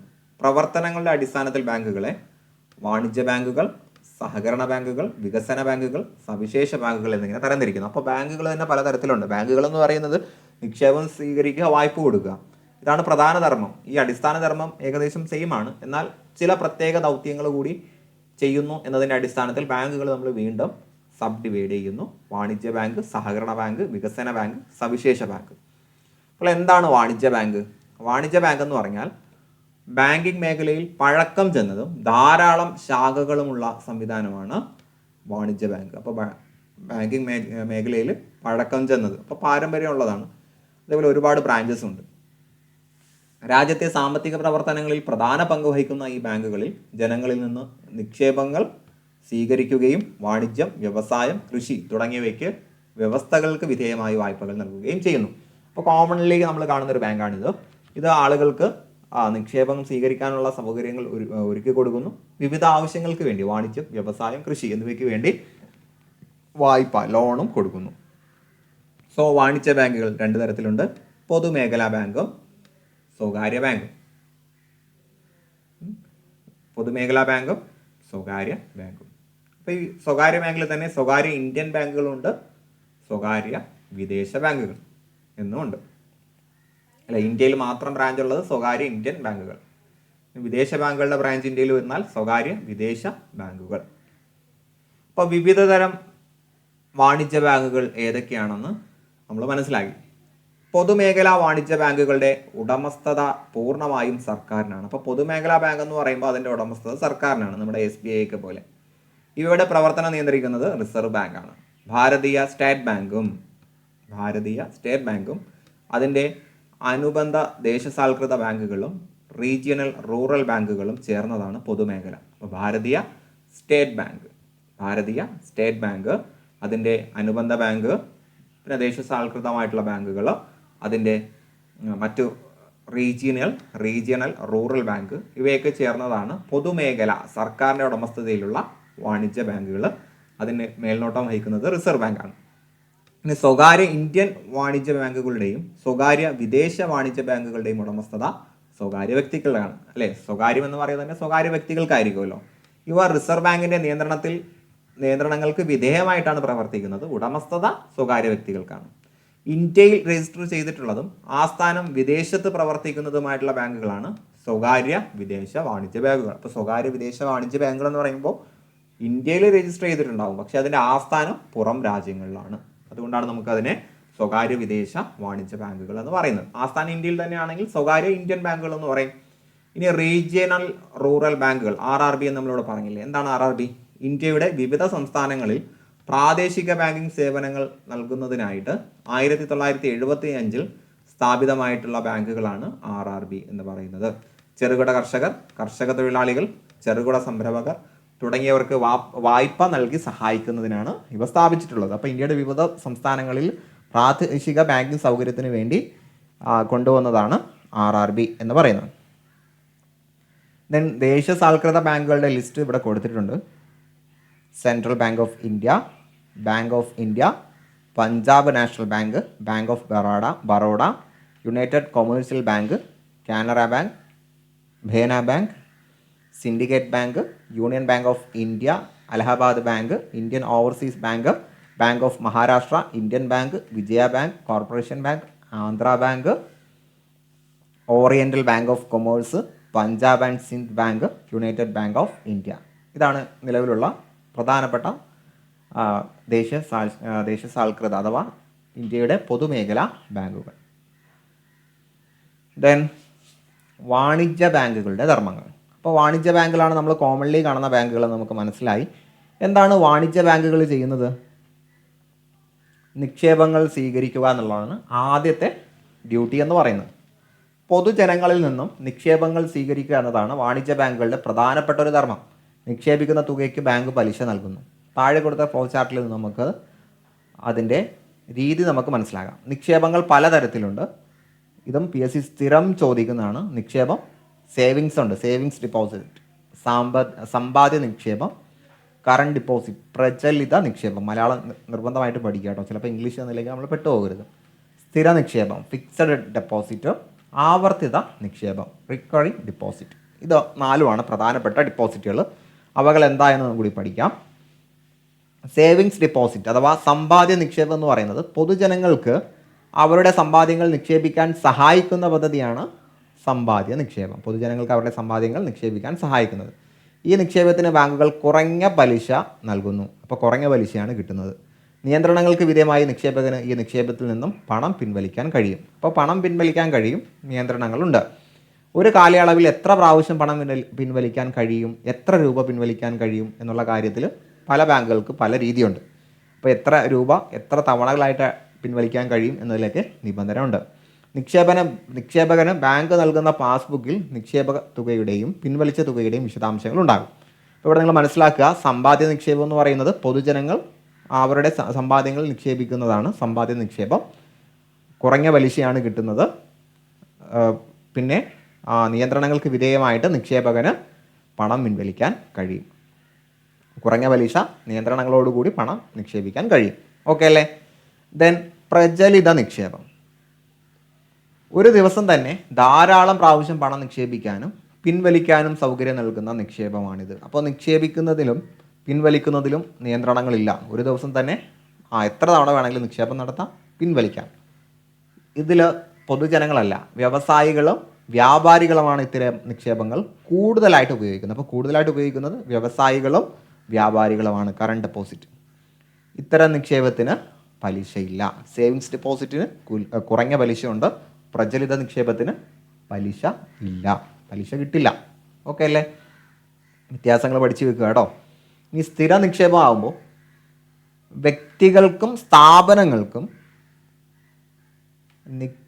നിശ്ചിത കാലയളവിലേക്ക് പണം ബാങ്കിൽ നിക്ഷേപിക്കാൻ യോജിച്ചതാണ് സ്ഥിര നിക്ഷേപങ്ങൾ. അപ്പോൾ നിശ്ചിത കാലം, സ്ഥിര നിക്ഷേപം എന്ന് പറയുന്നത് നിശ്ചിത കാലത്തേക്കുള്ള നിക്ഷേപമാണ്. നിക്ഷേപത്തിൻ്റെ കാലാവധി അടിസ്ഥാനമാക്കിയാണ് പലിശ നിരക്ക് നിശ്ചയിക്കുന്നത്. അപ്പോൾ ഇവിടെ പലിശ കിട്ടും അല്ലേ? പ്രചലിത നിക്ഷേപത്തിന് എന്തില്ല? പലിശയില്ല. കറണ്ട് ഡെപ്പോസിറ്റിന് പലിശയില്ല. ഫിക്സഡ് ഡെപ്പോസിറ്റിന് എന്തുണ്ട്? പലിശ നിരക്കുണ്ട്. എത്ര കാലാവധിയാണ് നമ്മൾ ഡിപ്പോസിറ്റ് ചെയ്യുന്നത് അതിൻ്റെ അടിസ്ഥാനത്തിലായിരിക്കും. അപ്പോൾ പലിശ നിരക്ക് കാലാവധി അടിസ്ഥാനത്തിലാണ്. നിശ്ചിത കാലാവധി പൂർത്തിയാക്കിയ ശേഷം മാത്രമാണ് പണം പിൻവലിക്കുക. അപ്പോൾ പണം എന്ത് ചെയ്യാൻ കഴിയില്ല, ഇടയ്ക്കൊന്നും പിൻവലിക്കാൻ കഴിയില്ല. നിശ്ചിത കാലാവധി പൂർത്തിയായാൽ മാത്രമാണ് പണം പിൻവലിക്കുന്നതെങ്കിൽ നിശ്ചയിച്ച നിരക്കിൽ പണം ലഭിക്കും. അല്ല, പണം പിൻവലിക്കാൻ കഴിയും, പക്ഷേ നിശ്ചിത കാലാവധി പൂർത്തിയാക്കിയതിന് ശേഷം പിൻവലിച്ചാലേ പലിശ ലഭിക്കൂ. എന്നാൽ നിശ്ചിത കാലാവധിക്ക് മുൻപ് പണം പിൻവലിച്ചാൽ പലിശ നിരക്ക് കുറയും കേട്ടോ. പണം പിൻവലിക്കുന്നതുകൊണ്ട് കുഴപ്പമില്ല, ആ പറഞ്ഞിട്ടുള്ള പലിശ കിട്ടില്ല. അതാണ് സ്ഥിര നിക്ഷേപം എന്ന് പറയുന്നത്. ഇത് മൂന്നും പല ആളുകൾക്കും കുറഞ്ഞ തോതിലെങ്കിലും ഒക്കെ അറിയാം. ആവർത്തിത നിക്ഷേപം നിങ്ങൾക്ക് ചിലപ്പോൾ വലിയ ഐഡിയ ഉണ്ടാവില്ല. ഒരു നിശ്ചിത തുക വീതം ഒരു പ്രത്യേക കാലയളവിലേക്ക് എല്ലാ മാസവും നിക്ഷേപിക്കുന്നതിനാണ് ആവർത്തിത നിക്ഷേപം എന്ന് പറയാം. ഇപ്പോൾ മാസം തോറും ഒരു 500 രൂപ വെച്ച് ഒരു വർഷത്തേക്ക് അടയ്ക്കുക, അതാണ് ആവർത്തിത നിക്ഷേപം. നമ്മൾ ചിട്ടിക്കൊക്കെ അടയ്ക്കുന്നത് പോലെ. സമ്പാദ്യ നിക്ഷേപത്തേക്കാൾ കൂടിയ പലിശ നിരക്ക്, അപ്പോൾ ഇതിന് പലിശ കൂടുതലായിരിക്കും കേട്ടോ. പലിശ നിരക്ക് കൂടിയത് ആവർത്തിത നിക്ഷേപമാണ്. സമ്പാദ്യ നിക്ഷേപത്തിന് പലിശ കുറവാണ്. പ്രചലിത നിക്ഷേപത്തിന് പലിശ ഇല്ല. ദെൻ സ്ഥിര നിക്ഷേപത്തിന് പലിശ ഉണ്ട്, ആ കാലാവധിക്ക് അനുസരിച്ചുള്ള പലിശയാണ്. എന്നാൽ സ്ഥിര നിക്ഷേപത്തേക്കാൾ പലിശ നിരക്ക് കുറവായിരിക്കും. അപ്പോൾ സമ്പാദ്യ നിക്ഷേപത്താൽ കൂടിയ പലിശ നിരക്ക് ഈ നിക്ഷേപത്തിന് ലഭിക്കും. അപ്പോൾ സമ്പാദ്യ നിക്ഷേപം സേവിങ്സ് ഡെപ്പോസിറ്റിനേക്കാൾ കൂടുതലായിരിക്കും, പക്ഷേ ഫിക്സഡ് ഡെപ്പോസിറ്റിനേക്കാൾ കുറവായിരിക്കും. അപ്പോൾ പലിശ ഏറ്റവും കൂടുതൽ ആർക്കാ? ഫിക്സഡ് ഡെപ്പോസിറ്റ് ആണ് അല്ലേ. പക്ഷെ അവിടെ കാലാവധി എന്ന് പറയുന്നൊരു തടസ്സം അവിടെ വന്ന് നിൽക്കുന്നുണ്ട്. കാലാവധി പൂർത്തിയായാൽ മാത്രമേ ഫിക്സഡ് ഡെപ്പോസിറ്റിൽ, സ്ഥിര നിക്ഷേപത്തിൽ പൂർണ്ണമായിട്ടും പലിശ കിട്ടുള്ളൂ. നിക്ഷേപ തുക കാലാവധി തീരുന്നതിന് മുമ്പ് പിൻവലിച്ചാൽ പലിശ നിരക്ക് കുറയും. ഇവിടെ അങ്ങനെ തന്നെയാണ് നിക്ഷേപ തുക. അപ്പം ഇത്ര വർഷത്തേക്ക് അടയ്ക്കുമെന്നുള്ളതാണ് നമ്മൾ പറയുന്നത്. പക്ഷെ ഇത്ര വർഷം പൂർത്തിയാകുന്നതിന് മുമ്പ് അല്ലെങ്കിൽ കാലാവധി പൂർത്തിയാകുന്നതിന് മുമ്പ് നമ്മൾ പണം തിരിച്ചെടുക്കുകയാണെങ്കിൽ എന്ത് ചെയ്യും? പലിശ നിരക്ക് കുറയും. ഇതാണ് ആവർത്തിത നിക്ഷേപം എന്ന് പറയുന്നത്. അപ്പോൾ ഇത് നാലും നന്നായിട്ട് മനസ്സിലാക്കി പഠിക്കാം. അപ്പോൾ നമ്മൾ ഡിപ്പോസിറ്റ് പറഞ്ഞു. ദെൻ ബാങ്ക് ചെയ്യുന്ന മറ്റൊരു ധർമ്മമാണ് വായ്പ നൽകൽ. പൊതുജനങ്ങളിൽ നിന്ന് നിക്ഷേപമായി സ്വീകരിക്കുന്ന തുകയാണ് പൊതുവെ ബാങ്ക് വായ്പയായിട്ട് നൽകുന്നത്. വ്യക്തികൾക്കും സ്ഥാപനങ്ങൾക്കും ബാങ്കുകൾ പലതരം വായ്പകൾ നൽകുന്നു. നിക്ഷേപങ്ങൾക്ക് നൽകുന്ന പലിശ നിരക്കിനേക്കാൾ കൂടുതലായിരിക്കും വായ്പകളുടെ പലിശ നിരക്ക്. ഈ സ്റ്റേറ്റ്മെൻറ്റ് ശ്രദ്ധിച്ച് വെക്കുക കേട്ടോ. പലിശ നിരക്കിൽ നമ്മുടെ ബാങ്കുകൾ ചുമത്തുന്ന ആ ഒരു നിരക്ക് നിക്ഷേപങ്ങൾക്ക് അവ നൽകുന്ന പലിശ നിരക്കിനേക്കാൾ കൂടുതലായിരിക്കും. വായ്പാ കാലാവധി, വായ്പയുടെ ആവശ്യം തുടങ്ങിയവ അനുസരിച്ച് വായ്പയുടെ പലിശ നിരക്കിൽ വ്യത്യാസം വരും. അപ്പോൾ എല്ലാ ലോണിനും ഒരേ ഇൻട്രസ്റ്റ് അല്ല, പലിശ നിരക്കല്ല. എത്ര വർഷത്തേക്കാണ് എടുക്കുന്നത്, ഏത് ഉദ്ദേശത്തിനോ, വിദ്യാഭ്യാസത്തിനോ കച്ചവടത്തിനോ വ്യവസായത്തിനോ ഏതിനാണോ എന്ന് നോക്കിയിട്ട് അതനുസരിച്ചാണ് പലിശ ഈടാക്കുന്നത്. സാധാരണയായിട്ട് വായ്പ ഏതെങ്കിലും ഒരു ഈട് സ്വീകരിച്ചാണ് നൽകുന്നത്. അപ്പോൾ ഒരു ഈട് വെക്കണം അല്ലേ, ഒരു ഈട് വെച്ചിട്ടാണ് ലോണ് അപ്രൂവ് ചെയ്യുന്നത്. അപ്പോൾ എന്തൊക്കെയാണ് നമുക്ക് ഈടായിട്ട് വെക്കാൻ പറ്റുന്നത്? ഭൗതികാസ്തികൾ അഥവാ സ്വർണം, വസ്തുവിൻ്റെ ആധാരമൊക്കെ വെക്കാം. ദെൻ സ്ഥിര നിക്ഷേപ പത്രങ്ങൾ, നമ്മൾ ബാങ്കിൽ ഫിക്സഡ് ഡെപ്പോസിറ്റ് ചെയ്തിട്ടുണ്ടെങ്കിൽ അതിൻ്റെ സാക്ഷ്യപത്രം, അതിൻ്റെ നിക്ഷേപ പത്രം നമുക്ക് സബ്മിറ്റ് ചെയ്തുകൊണ്ടും ലോണ് എടുക്കാൻ കഴിയും. ഇനി നമ്മൾ സാലറി സർട്ടിഫിക്കറ്റ് വെച്ചും നമുക്ക് ബാങ്കിൽ നിന്ന് ലോൺ എടുക്കാൻ കഴിയും. നിങ്ങൾ സർവീസിൽ കയറി കഴിയാൻ നിങ്ങൾക്ക് അതിനെക്കുറിച്ച് മനസ്സിലാവും. ശമ്പള പത്രം സ്വീകരിച്ചും ബാങ്കുകൾ വായ്പ നൽകാറുണ്ട്. ഇത്തരം ഈടുകൾ സ്വീകരിച്ച് ബാങ്കുകൾ വ്യക്തികൾക്കും സ്ഥാപനങ്ങൾക്കും നൽകുന്ന വായ്പയാണ് പണവായ്പ. അപ്പോൾ ഇങ്ങനെ ഈടുകൾ സ്വീകരിച്ച് ബാങ്കുകൾ വ്യക്തികൾക്കും സ്ഥാപനങ്ങൾക്കും നൽകുന്ന വായ്പയ്ക്ക് പറയുന്ന പേരാണ് പണവായ്പ. ഏതൊക്കെ ആവശ്യത്തിന് വായ്പ നൽകുന്നു? കൃഷി, വ്യവസായം, വീട്, വാഹനങ്ങൾ വാങ്ങൽ, വീട്ടുപകരണം വാങ്ങാൻ, പിന്നെ വിദ്യാഭ്യാസം, തൊഴിൽ, അങ്ങനെ പല ആവശ്യങ്ങൾക്ക് വേണ്ടിയും ബാങ്കുകൾ പലിശ നൽകാറുണ്ട്. വാണിജ്യ ബാങ്കുകൾ വ്യക്തികൾക്ക് നൽകുന്ന മറ്റൊരു തരം വായ്പയാണ് ഓവർ ഡ്രാഫ്റ്റ്. അപ്പോൾ വാണിജ്യ ബാങ്കുകൾ വ്യക്തികൾക്ക് നൽകുന്ന മറ്റൊരു തരം വായ്പയാണ് ഓവർ ഡ്രാഫ്റ്റ്. അപ്പോൾ ഓവർ ഡ്രാഫ്റ്റും ഒരു വായ്പയാണ്. വാണിജ്യ ബാങ്കുകളാണ് നൽകുന്നത്, വ്യക്തികൾക്കാണ് നൽകുന്നത്. വ്യക്തികളുടെ ബാങ്ക് അക്കൗണ്ടിലുള്ള തുകയേക്കാൾ കൂടുതൽ പണം പിൻവലിക്കാനുള്ള അവസരമാണിത്. അപ്പോൾ നമ്മുടെ ബാങ്കിൽ 1 ലക്ഷം രൂപയുണ്ട് എങ്കിൽ നമുക്ക് ഒരു 3 ലക്ഷം രൂപ ആവശ്യമാണ്. അപ്പോൾ 3 ലക്ഷം രൂപ നമുക്ക് എന്ത് ചെയ്യാം? പിൻവലിക്കാം. ദെൻ ബാങ്കുമായി തുടർച്ചയായി ഇടപാടുകൾ നടത്തുന്ന വ്യക്തികൾക്കാണ് ബാങ്ക് ഈ സൗകര്യം നൽകുക. അപ്പോൾ ഇങ്ങനെ ഒരു സൗകര്യം കിട്ടണമെങ്കിൽ നമ്മൾ എന്ത് ചെയ്യണം? ബാങ്കിൽ നിന്നും സ്ഥിരം ട്രാൻസാക്ഷൻ നടത്തുന്ന ഒരാളായിരിക്കണം, അവരുടെ സ്ഥിരം കസ്റ്റമർ ആയിരിക്കണം. അപ്പോൾ സാധാരണയായിട്ട് പ്രചലിത നിക്ഷേപമുള്ളവർക്കാണ് ഈ അവസരം നൽകുന്നത്. നമ്മൾ നേരത്തെ പറഞ്ഞ റിക്കറൻറ്റ് എന്ന് പറഞ്ഞ അവസാനം പറഞ്ഞ അക്കൗണ്ട് ഉണ്ടല്ലോ, നിശ്ചിത തുക നിശ്ചിത കാലാവധിക്ക് നിക്ഷേപിക്കുന്ന ആളുകൾ, അവർക്കാണ് ഇത്തരം സൗകര്യങ്ങൾ കൊടുക്കുക. അപ്പോൾ ഓവർ ഡ്രാഫ്റ്റ് കൊടുക്കുന്നത് നമ്മുടെ അക്കൗണ്ടിനേക്കാൾ കൂടുതൽ പൈസ പിൻവലിക്കാനുള്ള ഒരു അവസരമാണ്. അതെങ്ങനെയാണ് നമുക്ക് നോക്കാം. ഒരു വ്യക്തിയുടെ അക്കൗണ്ടിൽ 10,000 രൂപ എന്നും ആ വ്യക്തിക്ക് ആകെയുള്ള പണം 10,000 രൂപയാണ്. ആ വ്യക്തിക്ക് 12,000 രൂപ ആവശ്യമുണ്ട്. അപ്പോൾ ബാങ്ക് അയാൾക്ക് 12,000 രൂപ നൽകും. അധികമായി നൽകിയ 2,000 രൂപ ഓവർ ഡ്രാഫ്റ്റാണ്. അപ്പോൾ ഈ 2,000 രൂപ അയാൾ തിരിച്ചടയ്ക്കണം. പലിശ സഹിതം അത് ബാങ്ക് ഈടാക്കും. മനസ്സിലായോ? അപ്പോൾ ഇതിൽ 10 നമ്മുടെ തന്നെ പൈസയാണ്, 2,000 ബാങ്ക് അധികം തന്നതാണ്. ഈ 2,000 ഓവർ ഡ്രാഫ്റ്റ് എന്ന് പറയുന്നത്. അപ്പോൾ ബാങ്കിൻ്റെ സ്ഥിരം ഉപഭോക്താക്കൾക്കാണ് ഇത് നൽകുന്നത്. മനസ്സിലായോ? ഓവർ ഡ്രാഫ്റ്റ് എന്ന് പറഞ്ഞാൽ നമ്മൾ നിക്ഷേപിച്ചതിനേക്കാൾ കുറച്ച് തുക അധികം ബാങ്കിൽ നിന്ന് പിൻവലിക്കാനുള്ള സൗകര്യമാണ്. പഠിച്ചു വെക്കുക. പ്രസ്താവനയിലേക്ക് വരാൻ പറ്റുന്ന ഒരു നല്ലൊരു ചോദ്യമായിരിക്കും അത്. ദെൻ ബാങ്കിൻ്റെ അടിസ്ഥാന ധർമ്മങ്ങളൊക്കെ നമുക്ക് മനസ്സിലായി. അപ്പോൾ അത് ഒന്ന് ഫില്ല് ചെയ്യാനൊക്കെ പറഞ്ഞ് ഇവിടെ കൊടുത്തിട്ടുണ്ട്. ഇത് ഫില്ല് ചെയ്യുന്നത് നല്ലതാണ്. ഞാൻ നിങ്ങൾക്കത് ടെലഗ്രാം ചാനലിലേക്ക് തരാം. നമ്മുടെ ടെലഗ്രാം ചാനൽ സജീവമായിട്ട് റൺ ചെയ്യാത്തത് അതിലേക്ക് ആളുകൾ കൂടുതൽ എത്തിപ്പെടാത്തത് കൊണ്ടാണ് അല്ലേ. കൂടുതൽ ആളുകൾ എത്തിയാലേ നമുക്ക് നമ്മൾ വർക്ക് ചെയ്യുന്നത് കൊണ്ട്, നമ്മളത് നിങ്ങൾക്ക് തരുന്നത് കൊണ്ട്, എഫേർട്ട് എടുക്കുന്നത് കൊണ്ട് ഒരു പ്രയോജനം ഉണ്ടെന്ന് നമുക്ക് തോന്നുകയുള്ളൂ. അപ്പോൾ നമ്മുടെ വീഡിയോയ്ക്ക് കിട്ടുന്ന വ്യൂസും ലൈക്സും കമൻറ്റും നമ്മുടെ ചാനലിന് കിട്ടുന്ന സബ്സ്ക്രൈബേഴ്സും എല്ലാം കൂടുതൽ ക്വാളിറ്റിയുള്ള കണ്ടൻറ്റ് നിങ്ങൾക്ക് തരാനുള്ള ഊർജ്ജമാണ്. അങ്ങനെ ചാനൽ വളരുകയാണെങ്കിൽ അതനുസരിച്ചുള്ള സേവനങ്ങൾ നിങ്ങൾക്ക് ലഭിക്കുന്നതാണ്. സോ നമുക്ക് ക്ലാസ്സിൽ ബാക്കി നോക്കാം. ബാങ്കുകൾ നൽകുന്ന മറ്റു സൗകര്യങ്ങളും സേവനങ്ങളും. ബാങ്കുകൾ അടിസ്ഥാന ധർമ്മങ്ങൾ നിർവഹിക്കുന്നതോടൊപ്പം മറ്റു ചില സൗകര്യങ്ങളും സേവനങ്ങളും പൊതുജനങ്ങൾക്ക് നൽകാറുണ്ട്. അപ്പോൾ നിക്ഷേപം, വായ്പ, ഇതല്ലാതെയും സൗകര്യങ്ങളുണ്ട്. വാണിജ്യ ബാങ്കുകൾ പൊതുജനങ്ങൾക്ക് നൽകുന്ന ചില സേവനങ്ങളും സൗകര്യങ്ങളും താഴെ ചേർക്കുന്നു. വ്യക്തികൾക്കും സ്ഥാപനങ്ങൾക്കും അവരുടെ വിലപിടിപ്പുള്ള വസ്തുവകകൾ സുരക്ഷിതമായി സൂക്ഷിക്കാനുള്ള ലോക്കർ സൗകര്യം മിക്ക ബാങ്കുകളും നൽകുന്നു. ദെൻ സാധനങ്ങൾ സുരക്ഷിതമായി വെച്ചിട്ടുള്ള ലോക്കറിൻ്റെ ഒരു താക്കോൽ ഉടമസ്ഥനും ഒന്ന് ബാങ്കിലും സൂക്ഷിക്കും. രണ്ടുപേരും കൂടിച്ചേർന്നാൽ മാത്രമേ ലോക്കർ തുറക്കാനാവൂ. ഈ സൗകര്യം അനുവദിക്കുന്നതിന് ഇടപാടുകാരിൽ നിന്നും ഒരു നിശ്ചിത തുക സർവീസ് ചാർജായി ഈടാക്കുന്നു. അപ്പോൾ ബാങ്ക് നൽകുന്ന മറ്റൊരു സൗകര്യമാണ് ലോക്കർ സംവിധാനം. ദെൻ പണം ഒരു സ്ഥലത്ത് നിന്ന് മറ്റൊരു സ്ഥലത്തേക്ക് അയക്കാൻ ബാങ്കുകൾ ഒരുക്കുന്ന സൗകര്യമാണ് ഡിമാൻഡ് ഡ്രാഫ്റ്റ് അഥവാ DD. നമ്മൾ ചിലപ്പോൾ കോഴ്സൊക്കെ പഠിക്കുന്ന സമയത്ത് ഫീസ് DD ആയിട്ട് അടയ്ക്കാറുണ്ട് അല്ലേ. അപ്പോൾ പണം ഒരു സ്ഥലത്ത് നിന്ന് മറ്റൊരു സ്ഥലത്തേക്ക് അയക്കാൻ ബാങ്കുകൾ ഒരുക്കുന്ന സൗകര്യമാണ് DD. ഓവർ ഡ്രാഫ്റ്റും ഡിമാൻഡ് ഡ്രാഫ്റ്റും തമ്മിൽ തിരിഞ്ഞു പോകരുത് കേട്ടോ. ഇത് DD ആണ്. ഇതിന് അക്കൗണ്ട് വേണമെന്നില്ല, DDക്ക് അക്കൗണ്ട് വേണമെന്നില്ല. ബാങ്ക് നൽകുന്ന ഈ സേവനത്തിനായിട്ട് ബാങ്കിൽ നൽകേണ്ട ഒരു അപേക്ഷാ ഫോം ഉണ്ടാവും. ബാങ്ക് നൽകുന്ന ഡിമാൻഡ് ഡ്രാഫ്റ്റിൻ്റെ മാതൃകയാണ് ഇവിടെ കൊടുത്തിട്ടുള്ളത്. അപ്പോൾ ഈ അപേക്ഷാ ഫോം ഫില്ല് ചെയ്ത് കൊടുത്താൽ മതിയാവും. ഇപ്പോൾ ലോകത്തിൻ്റെ ഏത് ഭാഗത്തു നിന്നും സ്വന്തം അക്കൗണ്ടിലേക്കോ മറ്റൊരാളുടെ അക്കൗണ്ടിലേക്കോ പണം അയക്കുന്നതിന് ബാങ്ക് അവസരം നൽകുന്നു. ഈ സേവനമാണ് മെയിൽ ട്രാൻസ്ഫർ. അപ്പോൾ ഡിമാൻഡ് ഡ്രാഫ്റ്റിലൂടെ നമുക്ക് അക്കൗണ്ട് ഇല്ലാതെ തന്നെ എവിടെ വേണമെങ്കിലും പണം നമുക്ക് അയക്കാൻ പറ്റുന്ന രീതി പറഞ്ഞു.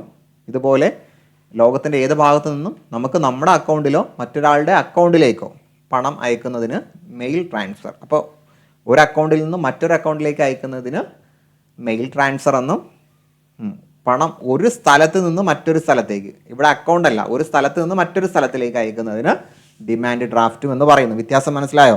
ഇത് ഒരു സ്ഥലത്ത് നിന്ന് മറ്റൊരു സ്ഥലത്തേക്കാണ്. അക്കൗണ്ട് ട്രാൻസ്ഫർ എന്ന് പറയുന്നത് അല്ലെങ്കിൽ മെയിൽ ട്രാൻസ്ഫർ എന്ന് പറയുന്നത് ഒരു അക്കൗണ്ടിൽ നിന്നും മറ്റൊരു അക്കൗണ്ടിലേക്കാണ്. ശ്രദ്ധിച്ച് പഠിക്കുക, സ്റ്റേറ്റ്മെൻറ്റ് കാണുമ്പോൾ തിരിഞ്ഞു പോകരുത്.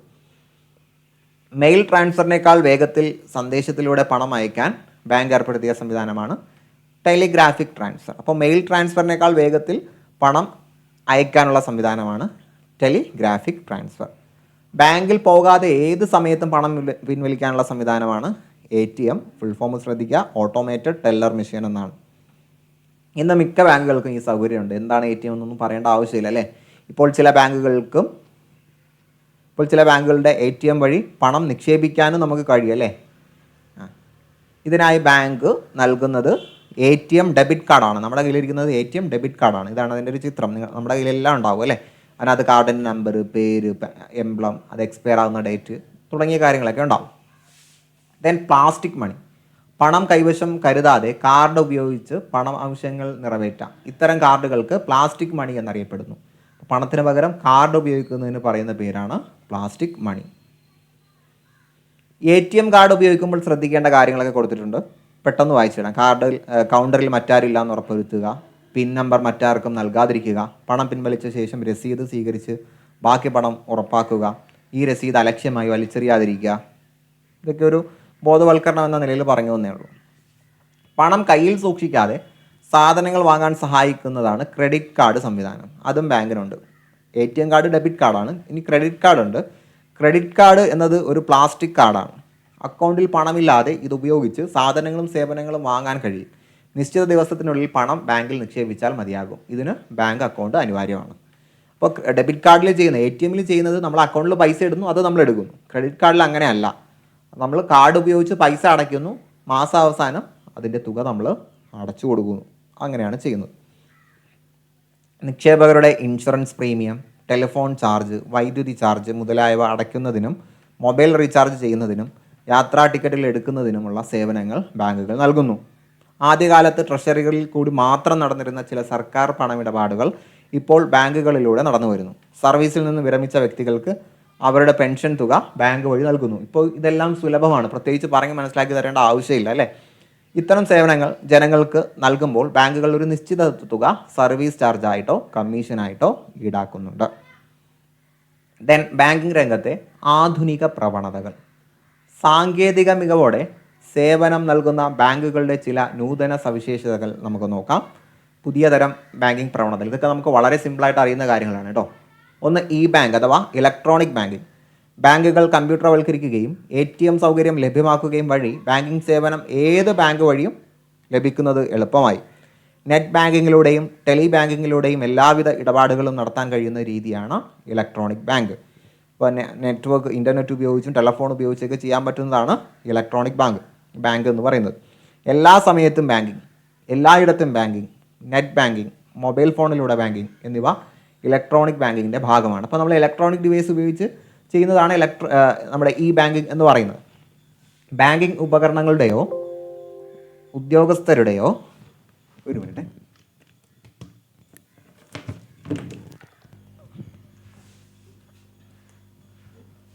ബാങ്കിങ് ഉപകരണങ്ങളുടെയോ ഉദ്യോഗസ്ഥരുടെയോ സഹായം ഇതിന് ആവശ്യമില്ല. ബാങ്ക് അക്കൗണ്ടും നെറ്റ് ബാങ്കിങ് സൗകര്യവും മാത്രം മതിയാവും. നമ്മളിപ്പോൾ ഉപയോഗിക്കുന്ന സാധനങ്ങളാണ് അല്ലേ. വീട്ടിൽ നിന്ന് ലോകത്തെവിടെയും നമുക്ക് പണം അടയ്ക്കാൻ കഴിയും, കുറഞ്ഞ സമയം മതി, സർവീസ് ചാർജും കുറവാണ്. ഇതൊക്കെ ബാങ്കിങ് സൗകര്യത്തിൻ്റെ, ഇലക്ട്രോണിക് ബാങ്കിങ് സൗകര്യത്തിൻ്റെ മേന്മകളാണ്. Then core banking. നമ്മളിടയ്ക്ക് കോർ ബാങ്കിങ് എന്ന് പറഞ്ഞൊരു ഡെഫിനിഷൻ പറഞ്ഞിരുന്നു, ഒരു ടേം പറഞ്ഞിരുന്നു. കോർ ബാങ്കിങ്ങിൻ്റെ full form centralised online real time exchange banking. Centralised online real time exchange banking എന്നാണ്. എല്ലാ ബാങ്കുകളുടെയും ശാഖകൾ ഒരു സെൻട്രൽ സെർവറിൻ്റെ കീഴിൽ കൊണ്ടുവന്ന് ബാങ്കിങ് സേവനങ്ങൾ ഒരു ബാങ്കിൽ നിന്ന് മറ്റൊരു ബാങ്കിലേക്ക് സാധ്യമാക്കുന്ന തരത്തിൽ ക്രമീകരിച്ചിട്ടുള്ള ഒരു സൗകര്യമാണ് കോർ ബാങ്കിങ്. അപ്പോൾ ബാങ്കിന് ഒരു സെൻറ്റർ ഉണ്ടാവും, അവകൾക്ക് വ്യത്യസ്ത ശാഖകളുണ്ടാവും. അപ്പോൾ അതെല്ലാം ഇങ്ങനെ പരസ്പരം ബന്ധിപ്പിച്ച് പ്രവർത്തിക്കുക. എല്ലാ ബാങ്കുകളുടെയും ശാഖകൾ ഒരു സെൻട്രൽ സെർവറിൻ്റെ കീഴിൽ. ഇപ്പോൾ ഈ എല്ലാ ബാങ്കുകൾ, ഇപ്പോൾ പല ബാങ്കുകളാണ് കേട്ടോ. ഇത് ബാങ്ക് 1, ബാങ്ക് 2, ബാങ്ക് 3. ഇതിൻ്റെ ശാഖകളെല്ലാം കൊണ്ടുവന്ന് ഒരു സെൻട്രൽ സെർവറിലേക്ക് കണക്ട് ചെയ്യുക കേട്ടോ. അപ്പോൾ പലതരത്തിലുള്ള ഒരുപാട് എല്ലാ ബാങ്കുകളുടെയും ശാഖകൾ ഒരു സെൻട്രൽ സെർവറിൻ്റെ കീഴിൽ കൊണ്ടുവന്ന് ബാങ്കിങ് സേവനങ്ങൾ ഒരു ബാങ്കിൽ നിന്ന് മറ്റൊരു ബാങ്കിലേക്ക് സാധ്യമാക്കുന്നതിന് ക്രമീകരിച്ചിട്ടുള്ള സൗകര്യമാണ് കോർ ബാങ്കിങ്. ഇതുകൊണ്ടാണ് നമുക്ക് ഫെഡറൽ ബാങ്കിൽ നിന്ന് SBIയിൽ നിന്നും ഇന്ത്യൻ ബാങ്കിലേക്കൊക്കെ പണം അടയ്ക്കാനും സ്വീകരിക്കാനൊക്കെ കഴിയുന്നത്. ഇതുവഴി ATM, debit card, credit card, net banking, tele banking, mobile banking എന്നിവയെല്ലാം ഒരു കുടക്കീഴിൽ വന്നു ഇല്ലേ. നമ്മുടെ ATM കാർഡ് ഏതൊരു ബാങ്കിൻ്റെ ATM കൗണ്ടറിൽ കൊണ്ടിട്ടാലും വർക്ക് ചെയ്യുന്നതിന് കാരണം ഇത് തന്നെയാണ്. സോ മനസ്സിലാക്കുക, കോർ ബാങ്കിങ് എന്ന് പറഞ്ഞാൽ വ്യത്യസ്ത ബാങ്കുകളെ ഒരൊറ്റ ബാങ്കിൻ്റെ കീഴിൽ, ഒരൊറ്റ കിടക്കീഴിൽ, ഒരൊറ്റ ബാങ്കിങ് സിസ്റ്റം എന്ന രീതിയിലേക്ക് കൊണ്ടുവരുന്നതിനാണ് എന്ത് പറയുന്നത്, കോർ ബാങ്കിങ് എന്ന് പറയുന്നത്. അതിൻ്റെ നേട്ടങ്ങൾ നമ്മൾ ഇന്ന് പല രീതിയിൽ ആസ്വദിച്ചുകൊണ്ടിരിക്കുകയാണ്, ഉപയോഗപ്പെടുത്തിക്കൊണ്ടിരിക്കുകയാണ്. ഈ സൗകര്യം ഉപയോഗിച്ചിട്ട് ഒരു സ്ഥലത്തുള്ള ഒരു വ്യക്തിക്ക് തൻ്റെ ബാങ്ക് അക്കൗണ്ടിൽ നിന്നും പണം മറ്റൊരു സ്ഥലത്തുള്ള തൻ്റെ സുഹൃത്തിൻ്റെ ബാങ്ക് അക്കൗണ്ടിലേക്ക് അയക്കാൻ കഴിയും. അവിടെ ബാങ്ക് അക്കൗണ്ട് ബാങ്ക് ഏത് ബാങ്കാണെന്നോ ഏത് സ്ഥലത്തുള്ള ബാങ്കാണെന്നോ ഒരു വിഷയവും ഇല്ല. ഓക്കെ അല്ലേ? അപ്പം അതാണ് കോർ ബാങ്കിങ്. ഫുൾ ഫോം കൂടി പഠിക്കുക.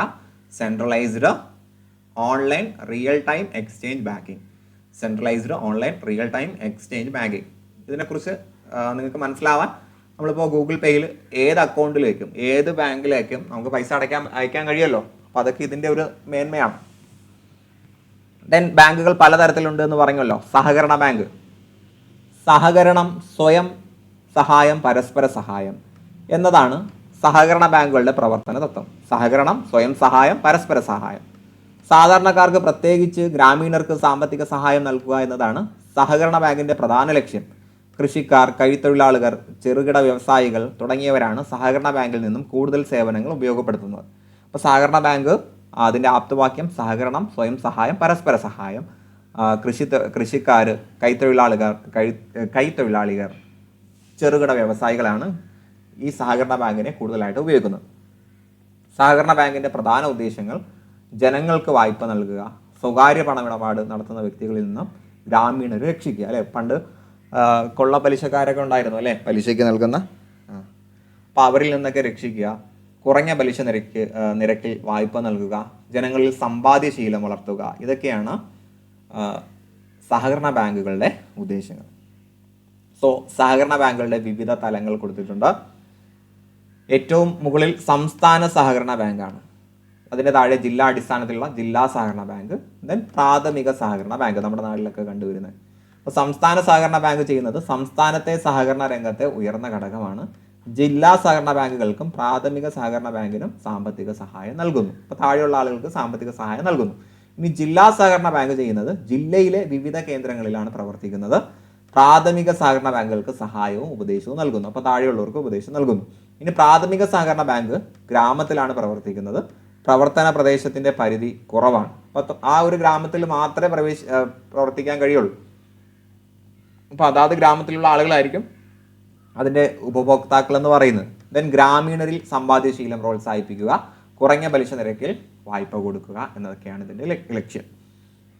ദെൻ വാണിജ്യ ബാങ്കുകളെ പോലെ അടിസ്ഥാന ബാങ്കിങ് ധർമ്മങ്ങൾ നിർവഹിക്കുന്നതോടൊപ്പം സഹകരണ ബാങ്കുകൾക്ക് ഗ്രാമീണ മേഖലയിലും നഗരങ്ങളിൽ വസിക്കുന്ന വ്യക്തികൾക്ക് പലതരത്തിലുള്ള വായ്പകൾ അനുവദിക്കുന്നുണ്ട്. ദെൻ വികസന ബാങ്കുകൾ. അപ്പോൾ ചെറിയ ഡിഫറൻസേ ഉള്ളൂ, അതൊന്ന് സ്ട്രെസ് ചെയ്ത് പഠിക്കുക കേട്ടോ. ദെൻ വികസന ബാങ്ക്, വാണിജ്യ ബാങ്കുകൾ, സഹകരണ ബാങ്കുകൾ എന്നിവയ്ക്ക് പുറമെ സാമ്പത്തിക രംഗത്ത് വികസന ബാങ്കുകളും പ്രവർത്തിക്കുന്നു.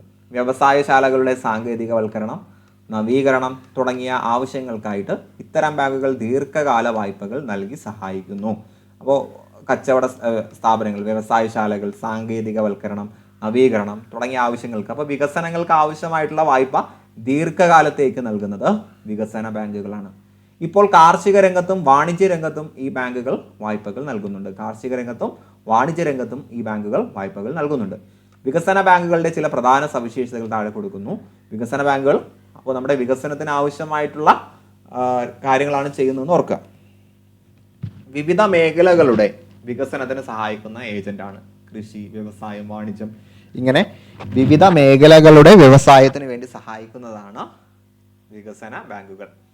ദെൻ വീട് നിർമ്മാണം, ചെറുകിട വ്യവസായം, അടിസ്ഥാന സൗകര്യ വികസനം എന്നിവയ്ക്കും വായ്പ നൽകുന്നുണ്ട്. അപ്പോൾ ചെറിയ കാര്യങ്ങൾക്കും ചെറുകിട വ്യവസായം, നമ്മുടെ വീട് നിർമ്മാണം, അടിസ്ഥാന സൗകര്യ വികസനം എന്നിവയ്ക്കും ഇവകൾ വായ്പകൾ നൽകുന്നുണ്ട്.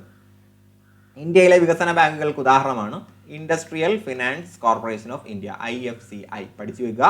Industrial finance corporation of India വികസന ബാങ്കുകൾക്ക് ഉദാഹരണമാണ്. ദെൻ സവിശേഷ ബാങ്കുകൾ. സവിശേഷ ബാങ്കുകളാണ് നമുക്ക് തീരെ കിട്ടാത്തത്, അതുകൂടി പഠിച്ചു വെക്കുക. ചില പ്രത്യേക മേഖലകളുടെ വികസനത്തിന് മാത്രമായി സാമ്പത്തിക സഹായം നൽകുന്ന സ്ഥാപനങ്ങൾ. അപ്പോൾ സവിശേഷം എന്ന് പറയുമ്പോൾ അവകൾ ഉദ്ദേശിക്കുന്ന മേഖലയുണ്ട്, അതാത് മേഖലകളിൽ സഹായം നൽകുന്നതാണ് സവിശേഷ ബാങ്കുകൾ. ഒരു സംരംഭം തുടങ്ങുന്നതിനുള്ള എല്ലാ സഹായവും ഇത്തരം ബാങ്കുകൾ ചെയ്തു വരുന്നു. അപ്പോൾ ചില സവിശേഷ ബാങ്കുകളും അവയുടെ ചുമതലകളും നമുക്ക് നോക്കാം.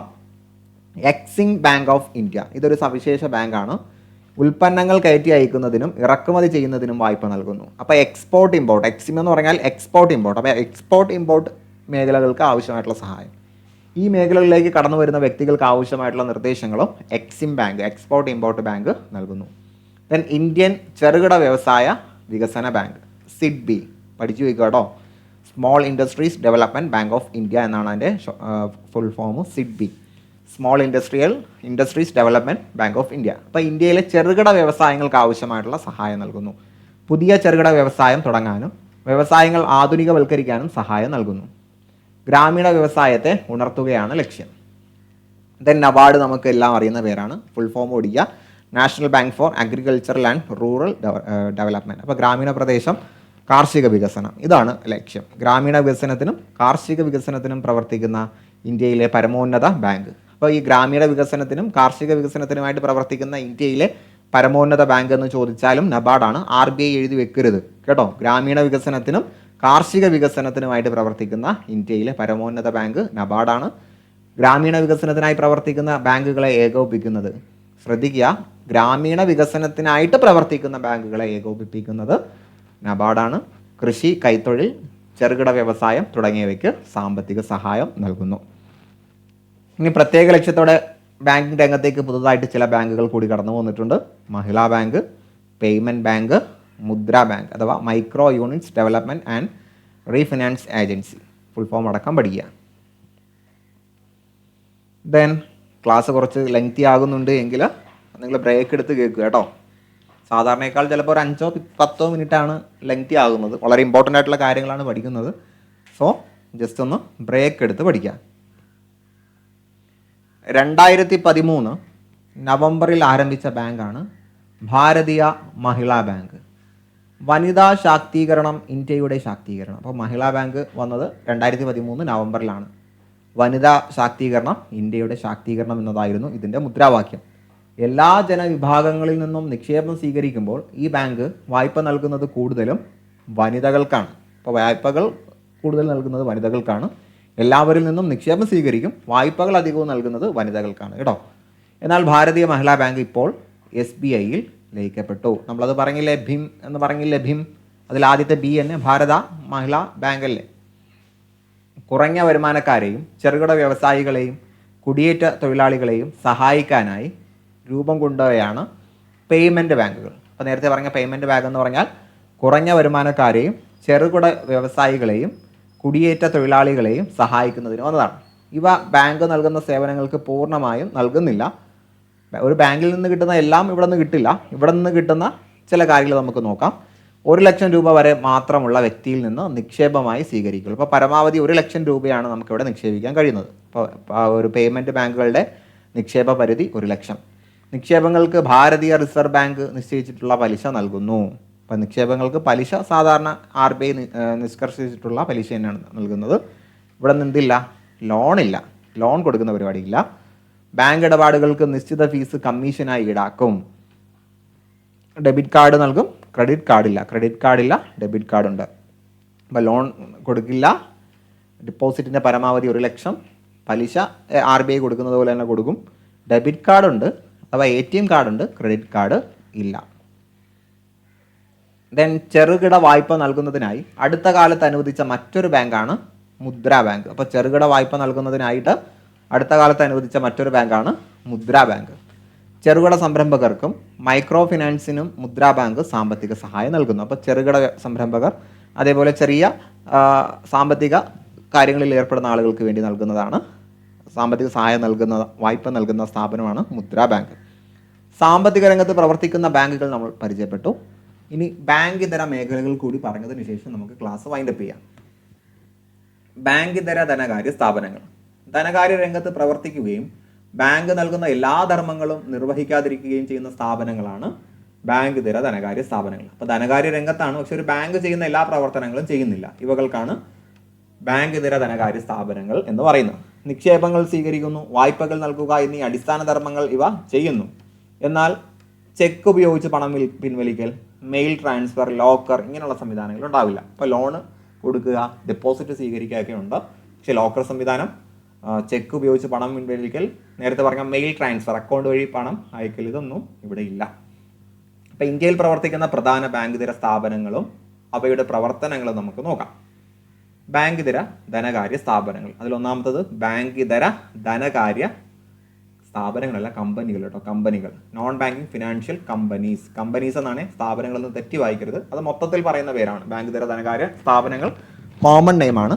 അതിൽ ആദ്യത്തെ ടീമാണ് ബാങ്ക് ഇതര ധനകാര്യ കമ്പനികൾ. ഭാരതീയ റിസർവ് ബാങ്കിൻ്റെ മേൽനോട്ടത്തിൽ പ്രവർത്തിക്കുന്ന ബാങ്ക് ഇതര ധനകാര്യ സ്ഥാപനങ്ങളാണിത്. ഇപ്പോൾ ഭാരതീയ റിസർവ് ബാങ്കിൻ്റെ മേൽനോട്ടത്തിലാണ് പ്രവർത്തിക്കുന്നത്. 1936 കമ്പനി ആക്ട് പ്രകാരം രജിസ്റ്റർ ചെയ്തിട്ടുള്ള ഇവ ബാങ്കുകളുടെ അടിസ്ഥാന ധർമ്മങ്ങൾ നിർവഹിക്കുന്നുണ്ട്. ഇത്തരം സ്ഥാപനങ്ങൾ നിർവഹിക്കുന്ന പ്രധാനപ്പെട്ട സേവനങ്ങളാണ് ഹയർ പർച്ചേസിംഗ്, വായ്പ നൽകുന്നു.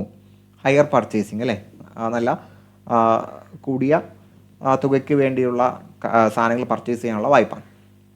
ദെൻ വീട് നിർമ്മാണത്തിന് വേണ്ടിയുള്ള വായ്പ, സ്വർണ്ണ പണയത്തിന് വേണ്ടിയുള്ള വായ്പ, സ്ഥിര നിക്ഷേപത്തിൻ്റെ അടിസ്ഥാനത്തിൽ വായ്പ നൽകൽ, ചിട്ടികൾ നടത്തുക, ഇതെല്ലാം ഇതിൽ നിന്നും പ്രൊവൈഡ് ചെയ്യുന്നുണ്ട്.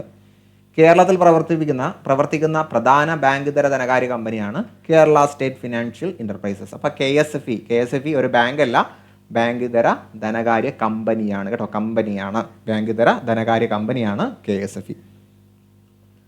അല്ല, അവിടെ നമുക്ക് ലോൺ കിട്ടും, നമ്മൾ ചിട്ടി കൂടാറൊക്കെ ഉണ്ട് അല്ലേ, ചിട്ടിയൊക്കെ KSFEയിലാണ് കൂടുതൽ കൂടുന്നത്.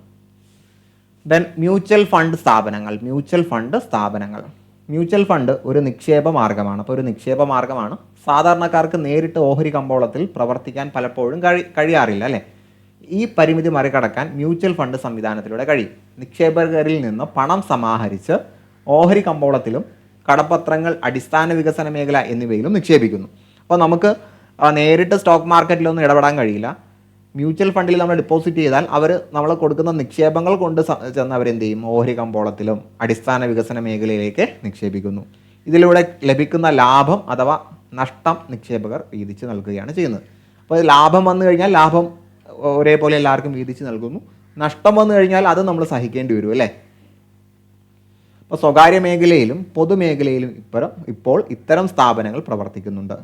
പൊതുമേഖലയിൽ പ്രവർത്തിക്കുന്ന സ്ഥാപനങ്ങളാണ് യൂണിറ്റ് ട്രസ്റ്റ് ഓഫ് ഇന്ത്യ അഥവാ UTI, life insurance corporation mutual fund, SBI mutual fund. പഠിച്ചു വയ്ക്കുക കേട്ടോ. മ്യൂച്വൽ ഫണ്ട് സ്ഥാപനങ്ങൾ എന്ന് പറഞ്ഞാൽ ഓഹരി കമ്പോളത്തിൽ നേരിട്ട് ഇടപെടാൻ കഴിയാത്ത നമ്മളെപ്പോലുള്ള ആളുകൾക്ക് അതിനുള്ള സഹായം നൽകുന്ന സ്ഥാപനങ്ങളാണ് മ്യൂച്വൽ ഫണ്ട് സ്ഥാപനങ്ങൾ എന്ന് പറയുന്നത്. ദെൻ അടുത്തതിലേക്ക് വരാം. ഇൻഷുറൻസ് കമ്പനികൾ വ്യക്തികളുടെ ജീവനും സ്വത്തിനും സാമ്പത്തിക സംരക്ഷണം നൽകുന്ന സ്ഥാപനങ്ങളാണ് ഇൻഷുറൻസ് കമ്പനികൾ. അത് നമുക്കറിയാം അല്ലേ, നമ്മുടെ ലൈഫ് ഇൻഷുറൻസ് പദ്ധതികളൊക്കെ നമുക്കറിയാം. ഇവ സാമൂഹിക സുരക്ഷിതത്വവും വ്യക്തിഗത ക്ഷേമവും ഉറപ്പുവരുത്തുന്നു. ഇന്ത്യയുടെ ആദ്യത്തെ ഇൻഷുറൻസ് കമ്പനി 1818 കൊൽക്കത്തയിലാണ് സ്ഥാപിച്ചത്. 1818 കൊൽക്കത്ത. അപ്പോൾ ഇൻഷുറൻസ് കമ്പനിയിൽ ചെന്ന് നമ്മുടെ ജീവൻ അല്ലെങ്കിൽ നമ്മുടെ സ്വത്തുക്കൾ ഇൻഷുർ ചെയ്ത് കഴിഞ്ഞാൽ എന്തെങ്കിലും മെയിൻ്റനൻസോ അല്ലെങ്കിൽ മറ്റ് എന്തെങ്കിലും കേടുപാടുകളൊക്കെ വന്നാൽ അതിൻ്റെ ചിലവുകൾ ആര് വഹിക്കും? ഇൻഷുറൻസ് കമ്പനി വഹിക്കും. അപ്പോൾ നമുക്ക് ഇൻഷുറൻസ് ചെയ്യാൻ പറ്റുന്നത് നമ്മുടെ ജീവൻ, സ്വത്ത്, വാഹനം, സ്ഥാപനങ്ങളിലെ വസ്തുവക, കാർഷിക വിളകൾ, കയറ്റുമതി ഉൽപ്പന്നങ്ങൾ, താൽക്കാലിക സംരംഭങ്ങൾ. അപ്പോൾ താൽക്കാലിക സംരംഭം നോട്ട് ചെയ്ത് പഠിക്കുക. ചിലപ്പോൾ അത് അതിൽ പെട്ടതല്ല എന്നൊക്കെ നമുക്ക് തോന്നിപ്പോവും. താൽക്കാലിക സംരംഭങ്ങൾ അഥവാ സർക്കസ്, വിപണനമേള, ഇതൊക്കെയും ഇൻഷുറൻസ് ചെയ്യാൻ കഴിയും. പൊതുമേഖലയിലും സ്വകാര്യ മേഖലയിലും ഇന്ന് ഇൻഷുറൻസ് സ്ഥാപനങ്ങൾ പ്രവർത്തിക്കുന്നു. ഇന്ത്യയിൽ വ്യക്തിയുടെ ജീവനും ആരോഗ്യവും സംരക്ഷിക്കുന്നതിനായി പ്രവർത്തിക്കുന്ന ഒരു പ്രധാന സ്ഥാപനമാണ് life insurance corporation of India അഥവാ LIC. അപകടം, പ്രകൃതി ദുരന്തങ്ങൾ തുടങ്ങിയവ മൂലം വ്യക്തികൾക്കുണ്ടാകുന്ന നഷ്ടങ്ങളിൽ നിന്ന് സംരക്ഷിക്കുന്ന നോൺ ലൈഫ് ഇൻഷുറൻസ് കമ്പനികളും ഇന്ത്യയിൽ പ്രവർത്തിക്കുന്നു. അപകടം, പ്രകൃതി ദുരന്തങ്ങൾ തുടങ്ങിയവയിൽ വ്യക്തികൾക്കുണ്ടാകുന്ന നഷ്ടങ്ങൾ പരിഹരിക്കുന്നതിന് വേണ്ടിയുള്ള നോൺ ലൈഫ് ഇൻഷുറൻസ് കമ്പനികളും ഇന്നുണ്ട്. ജനറൽ ഇൻഷുറൻസ് കമ്പനിയും 4 അനുബന്ധ കമ്പനികളുമാണ് പൊതുമേഖലാ രംഗത്ത് പ്രവർത്തിക്കുന്ന നോൺ ലൈഫ് ഇൻഷുറൻസ് കമ്പനികൾ. ഇപ്പോൾ പൊതുമേഖലാ രംഗത്ത് പ്രവർത്തിക്കുന്ന നോൺ ലൈഫ് ഇൻഷുറൻസ് കമ്പനികൾ ജനറൽ ഇൻഷുറൻസ് കമ്പനിയും 4 അനുബന്ധ കമ്പനികളുമാണ്. ഓക്കെ അല്ലേ, അതങ്ങനെ അങ്ങ് പഠിച്ചു വെക്കുക. ദെൻ അടുത്തതിലേക്ക് വരാം. മൈക്രോ ഫിനാൻസ് എന്ന് പറഞ്ഞാൽ സാധാരണക്കാർക്ക് ലഘു വായ്പ ഉൾപ്പെടെ വിവിധ തരത്തിലുള്ള സാമ്പത്തിക സേവനങ്ങൾ നൽകുക എന്നതാണ് മൈക്രോ ഫിനാൻസിൻ്റെ ലക്ഷ്യം. സാധാരണക്കാർക്ക് ലഘു വായ്പ ഉൾപ്പെടെയുള്ള വിവിധ തരത്തിലുള്ള സാമ്പത്തിക സേവനങ്ങൾ, അപ്പോൾ ചെറിയ വായ്പയും അങ്ങനെ ചെറിയ തരത്തിലുള്ള സാമ്പത്തിക സഹായവും സമൂഹത്തിലെ താഴ്ന്ന വരുമാനത്തിൽ സമ്പാദ്യശീലം വളർത്തുക, സ്വയം തൊഴിൽ കണ്ടെത്തുന്നതിനും ഇത് സഹായിക്കുന്നു. അപ്പോൾ താഴെക്കിടയിലുള്ള ആളുകൾക്ക് ആ ചെറിയ ചെറിയ സമ്പാദ്യശീലം, അവർക്ക് സ്വയം തൊഴിൽ കണ്ടെത്താനുള്ള സഹായം, ഇതൊക്കെയാണ് മൈക്രോ ഫിനാൻസ്. മൈക്രോ എന്ന് പറയുമ്പോൾ തന്നെ ചെറുത് എന്നുള്ള അർത്ഥത്തിനാണ് അല്ലേ. കേരളത്തിൽ പ്രവർത്തിക്കുന്ന കുടുംബശ്രീ, പുരുഷ സ്വയം സഹായ സംഘങ്ങൾ എന്നിവ മൈക്രോ ഫിനാൻസ് ആണ്. അപ്പോൾ കുടുംബശ്രീ, പുരുഷ സ്വയം സഹായ സംഘമൊക്കെ മൈക്രോ ഫിനാൻസിൽ ഉൾപ്പെടുന്നതാണ്. പ്രസ്താവന വന്നാൽ തെറ്റരുത്. മൈക്രോ ഫിനാൻസ് സംരംഭങ്ങളുടെ പ്രധാനപ്പെട്ട ലക്ഷ്യങ്ങൾ: വ്യക്തികളിൽ നിന്ന് പണം സമാഹരിച്ച് കൂട്ടായ സാമ്പത്തിക വികസനത്തിന് സഹായിക്കുന്നു. അപ്പോൾ വ്യക്തികളിൽ നിന്നും പണം സമാഹരിച്ച് ആ പ്രവർത്തനങ്ങൾ കൂട്ടായ്മയോടെ ചെയ്യാൻ സഹായിക്കുന്നു. പാവപ്പെട്ടവരുടെ ജീവിത നിലവാരം ഉയർത്താൻ സഹായിക്കുന്നു. സമ്പാദ്യശീലം വളർത്തുന്നു. വ്യക്തിഗത കഴിവുകൾ ഗ്രൂപ്പ് വികസനത്തിന് പ്രയോജനപ്പെടുത്തുന്നു അല്ലേ. അപ്പോൾ വ്യക്തികളെ കൊണ്ടുവന്നിട്ട് ഗ്രൂപ്പായിട്ട് പല പല വലിയ കാര്യങ്ങളും ചെയ്യാൻ വേണ്ടി സഹായിക്കുന്നു. അംഗങ്ങൾക്ക് ആവശ്യ സമയത്ത് വായ്പ നൽകുന്നു. ചെറുകിട സംരംഭങ്ങൾ ആരംഭിക്കുന്നു. അപ്പോൾ ഇതിൽ ഈ ഒന്നാമത്തെ പോയിന്റും ഈ നാലാമത്തെ പോയിന്റും ഒന്ന് ശ്രദ്ധിച്ച് വെച്ചേക്കുക കേട്ടോ. വ്യക്തികളിൽ നിന്ന് പണം സമാഹരിച്ച് കൂട്ടായ സാമ്പത്തിക വികസനത്തിന് സഹായിക്കുന്നു. വ്യക്തിഗത കഴിവുകൾ ഗ്രൂപ്പ് വികസനത്തിന് പ്രയോജനപ്പെടുത്തുന്നു. കാരണം നമുക്കൊരു ധനകാര്യ സ്ഥാപനം അങ്ങനെയൊക്കെ ചെയ്യുമോ എന്ന് ചിലപ്പോൾ ചിന്തിക്കാൻ ഇടയുള്ള ചില പ്രസ്താവനയാണ്. അതുകൊണ്ട് നോട്ട് ചെയ്ത് പഠിക്കാം. ദെൻ ഒരു പ്രദേശത്തെ സ്ത്രീകൾ അല്ലെങ്കിൽ പുരുഷന്മാർ ഒത്തുചേർന്ന് ചെറിയ സംഘങ്ങൾ രൂപീകരിക്കുന്നു. ഇത് സാധാരണയായിട്ട് 20 അംഗങ്ങളിൽ കൂടാറില്ല അല്ലെ. കുടുംബശ്രീ കണ്ടില്ലേ, ഒരു പ്രദേശത്തെ കുറച്ച് പുരുഷന്മാർ അല്ലെങ്കിൽ സ്ത്രീകൾ ഒരുമിച്ച് കൂടി ചേർന്നാണ് അവർ കാര്യങ്ങൾ ചെയ്യുന്നത്. അപ്പോൾ അവിടെ പല കഴിവുള്ള ആളുകളുണ്ടാകും. അപ്പോൾ വ്യക്തികളുടെ കഴിവ് ഗ്രൂപ്പിന് വേണ്ടി ഉപയോഗിക്കുന്നു എന്ന് പറഞ്ഞത് അതാണ്. ഓരോ അംഗവും നിശ്ചിത തുക സംഘത്തിൽ നിക്ഷേപിക്കുന്നു. ബാങ്കുകൾ ഈ സംഘങ്ങൾക്ക് കുറഞ്ഞ നിരക്കിൽ വായ്പ നൽകുന്നു. ഇങ്ങനെ അംഗങ്ങളിൽ നിന്ന് സമാഹരിക്കുന്ന തുകയും കുറഞ്ഞ നിരക്കിൽ ബാങ്കുകൾ നൽകുന്ന വായ്പകളുമാണ് ഇവയുടെ പ്രവർത്തന മൂലധനം അല്ലെ. കുടുംബശ്രീയിലേക്ക് പോയി മാസത്തിൽ പൈസയൊക്കെ കൊടുക്കുന്നത് കണ്ടിട്ടില്ലേ. ഈ തുക ആവശ്യമുള്ള അംഗങ്ങൾക്ക് വായ്പയായിട്ട് നൽകുന്നു. കുടുംബശ്രീയിൽ നിന്നും വായ്പകൾ ലഭിക്കാറുണ്ട്. അതൊന്നും നമുക്ക് വലിയ ഭാരമായിട്ട് മാറാറില്ല. ഈ മൂലധനം ഉപയോഗിച്ച് തദ്ദേശ സ്വയംഭരണ സ്ഥാപനങ്ങളുടെ സഹായത്തോടെ ധാരാളം ചെറുകിട യൂണിറ്റുകൾ പ്രവർത്തിച്ചു വരുന്നുണ്ട്. പ്രാദേശിക പണ ഇടപാടുകളിൽ നിന്നും പാവപ്പെട്ടവരെ രക്ഷിക്കാൻ സ്വയം സഹായ സംഘങ്ങളുടെ പ്രവർത്തനത്തിലൂടെ കഴിയുന്നു. കേരളത്തിൽ ഈ സംഘങ്ങൾ നടത്തുന്ന ചില പ്രധാന യൂണിറ്റുകളാണ് അച്ചാർ പലഹാര unit, soap washing powder unit, hotel അല്ലെ കുടുംബശ്രീ ഹോട്ടലുകൾ, DTP സെൻറ്റർ, അങ്ങനെ പലതരത്തിലുള്ള സംരംഭങ്ങൾ നമുക്ക് കാണാൻ കഴിയും. ഇപ്പോൾ കുടുംബശ്രീ എന്നെ പ്രധാനമായിട്ടും ഓർത്തിരുന്നാൽ മതി. ഒരു മൈക്രോ സംരംഭം ആരംഭിക്കുന്നതിനും ഉപദേശം നൽകുന്നതിനും നാം എന്തെല്ലാം അറിവും നൈപുണ്യവും നേടിയിരിക്കണം.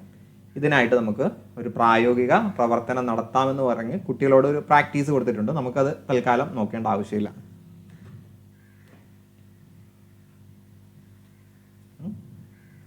വേണമെങ്കിൽ നിങ്ങൾക്ക് ജസ്റ്റ് ഒന്ന് വായിച്ചു നോക്കാം. സംരംഭകത്വ ആശയം രൂപപ്പെട്ടത് എങ്ങനെ, ഏത് സംരംഭം വേണം, അതിൻ്റെ രജിസ്ട്രേഷൻ എന്തൊക്കെയാണ്, സംരംഭം തുടങ്ങുന്നതിനുള്ള പ്രൊജക്റ്റ് റിപ്പോർട്ടിൽ എന്തൊക്കെ ഉപയോഗിക്കണം, മൂലധനം എങ്ങനെ സ്വരൂപിക്കണം, വായ്പ എവിടെ നിന്നെല്ലാം കിട്ടും, സംരംഭകൻ എന്തൊക്കെ രജിസ്റ്ററും രേഖയൊക്കെ സൂക്ഷിക്കണം, ഉൽപ്പന്നത്തിൻ്റെ വിപണന സാധ്യത എന്ത്, ഉൽപ്പാദന വിതരണ ക്രമീകരണം എങ്ങനെ, ലാഭനഷ്ടങ്ങൾ പങ്കുവെക്കുന്നത് എങ്ങനെ, ഇതൊക്കെ കുട്ടികൾക്കൊരു ബോധവൽക്കരണത്തിന് വേണ്ടി പറഞ്ഞ കാര്യങ്ങളാണ്.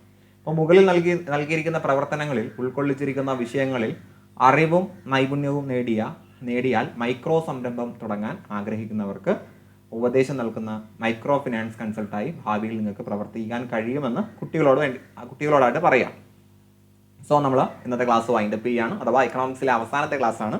ഇനി നമുക്ക് കുറച്ച് ഗ്യാപ്പ് എടുത്തതിന് ശേഷം NCERT ക്ലാസ്സുകളാണ് എക്കണോമിക്സിൽ കിട്ടുന്നത്.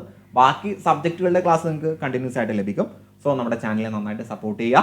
ഇന്ന് നമ്മൾ ഭാരതീയ റിസർവ് ബാങ്ക്, അനുബന്ധ ബാങ്കിങ് സിസ്റ്റങ്ങൾ, payment bank, Mudra bank, micro finance സാധാരണക്കാർക്ക് എങ്ങനെ സഹായമാകുന്നു, ഇങ്ങനെ കുറച്ച് കാര്യങ്ങളാണ് ഡിസ്കസ് ചെയ്തത്. വളരെ പ്രധാനപ്പെട്ട കാര്യങ്ങളാണ്. സോ നന്നായിട്ട് പഠിക്കുക. നിങ്ങൾ ആഗ്രഹിക്കുന്ന ജോലിയിലേക്ക് എത്രയും പെട്ടെന്ന് എത്തിപ്പെടാൻ കഴിയട്ടെ എന്ന് ആശംസിച്ചുകൊണ്ട് ഞാൻ നിർത്തുന്നു. എല്ലാവർക്കും വിജയാശംസകൾ.